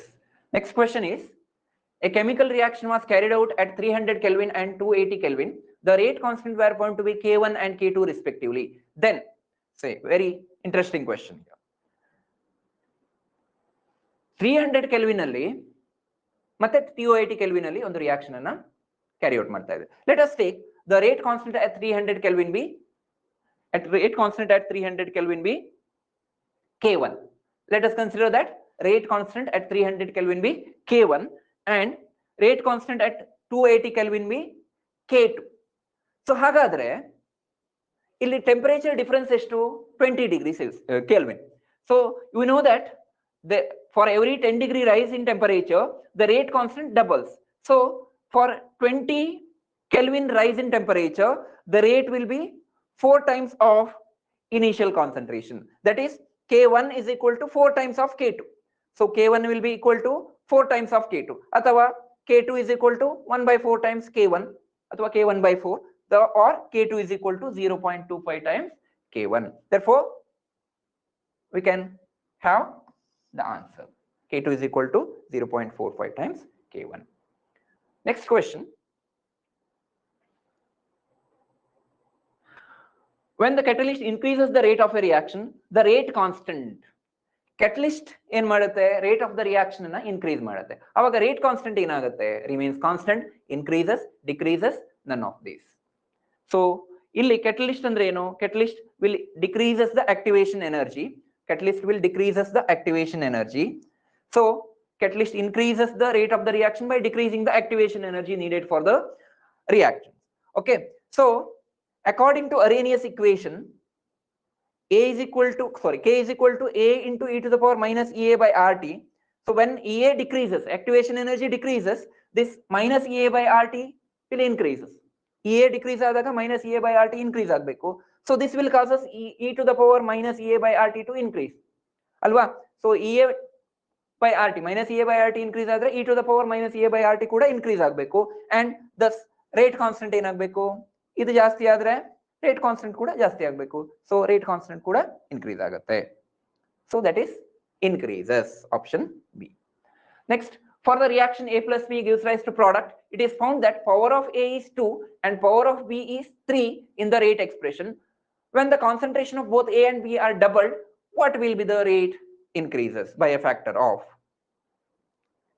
So rate expression ಅನ್ನು ಬರೆದ್ರೆ ಇದಕ್ಕೆ R rate is equal to K into A to the power 2 B to the power 3. That's why the concentration of A and B are doubled, then the rate will be K into 2A to the power 2 2B to the power 3. So 2 to the power 3, sorry, 2 to the power 2 into 2 to the power 3 into R1. That's why 32 times R1. So the rate increases by 32 times. Okay, so last but one question. Yes, the temperature dependence of rate constant of a reaction is written in terms of Arrhenius equation. K is equal to A into e to the power minus EA by RT. Activation energy E of the reaction can be calculated by plotting. So illi activation energy anna ನಾವು plot ಮಾಡೋದ್ರ ಮೂಲಕ find out ಮಾಡಬಹುದು. ಅದಕ್ಕೋಸ್ಕರ ಯಾವ plot ಅನ್ನು use ಮಾಡ್ತೇವೆ? K versus T, K versus 1 by log T, K versus log K versus 1 by T, log K versus T. ಇದನ್ನ ನೀವು ಸ್ಟಡಿ ಮಾಡಿದಿರಿ ಆಲ್ರೆಡಿ. ಸೊ ಈ Arrhenius equation ಅನ್ನ logarithmic form ಅಲ್ಲಿ ತಗೊಂಡಾಗ by taking log on both sides, Arrhenius equation is K is equal to A into e to the power minus EA by RT. By taking log on both sides, log K is equal to log A into minus EA by RT into log E. So by plotting log K versus 1 by T, its slope will give EA by R. So EA by R ಅಂದ್ರೆ EA by R ಸಿಕ್ಕಿದ್ರೆ ನಮಗೆ activation energy calculate ಮಾಡಬಹುದಲ್ವಾ? So by plotting this one, that is log K versus 1 by T. So that is the answer, log K versus 1 by T. Last question. In a reversible reaction, the function of the catalyst is not to increase the rate of the forward reaction, influences the forward and backward reaction to the same extent, reduce the time required for reaching the equilibrium, alter the velocity of the reaction. So illi reversible reaction andre which can takes place in forward as well as backward direction. So ee catalyst ಏನು ಮಾಡುತ್ತೆ ಇಲ್ಲಿ? Catalyst will increases both forward as well as backward reaction. It will not disturb the equilibrium. Equilibrium ಗೆ ಯಾವುದೇ ರೀತಿಯಲ್ಲಿ disturb ಮಾಡೋದಿಲ್ಲ. It will influences both forward and backward reaction. So ಹಾಗಾಗಿ ಇದು ಸರಿ. Reduce the time required for reaching the equilibrium. ಯಾಕೆಂದ್ರೆ ಇದು forward reaction ಕೂಡ ಫಾಸ್ಟ್ ಆಗಿ ಮಾಡುತ್ತೆ, backward reaction ಕೂಡ ಫಾಸ್ಟ್ ಆಗಿ ಮಾಡೋದ್ರಿಂದ ಟೈಮ್ ರೀಚ್ ಅಂದ್ರೆ ಇಕ್ವಿಲಿಬ್ರಿಯಂ ರೀಚ್ ಆಗ್ಲಿಕ್ಕೆ ಬೇಕಾಗುವಂತ ಟೈಮ್ ಅನ್ನ ಕಡಿಮೆ ಮಾಡುತ್ತೆ. ಆಮೇಲೆ alter the velocity of the reaction. Catalyst ನ ಕೆಲಸವೇ ಅದು ಏನು? Catalyst is nothing but it alters the rate of the reaction, velocity of the reaction. So this is also true, but increases the rate of forward reaction. Forward reaction rate ಮಾತ್ರ increase ಮಾಡೋದಿಲ್ಲ, backward reaction rate ಅನ್ನು ಕೂಡ increase ಮಾಡೋದ್ರಿಂದ ಈ statement ಸರಿಯಾದ statement ಅಲ್ಲ. So that is option A is the incorrect option. Okay, option A is incorrect. So it is not to increase the rate of forward reaction, it also increases the rate of backward reaction. So this is about the chemical kinetics. Any doubts? If you have any doubts, you can ask. Okay, thank you for opportunity. I thank ella ಅವಕಾಶ ಕೊಟ್ಟಂತಹ ಎಲ್ಲ ಸಿಬ್ಬಂದಿಗಳಿಗೂ ಹಾಗೂ ಅಧಿಕಾರಿಗಳಿಗೂ ವಂದನೆಗಳನ್ನು ಸಲ್ಲಿಸ್ತಾ ಇದ್ದೇನೆ.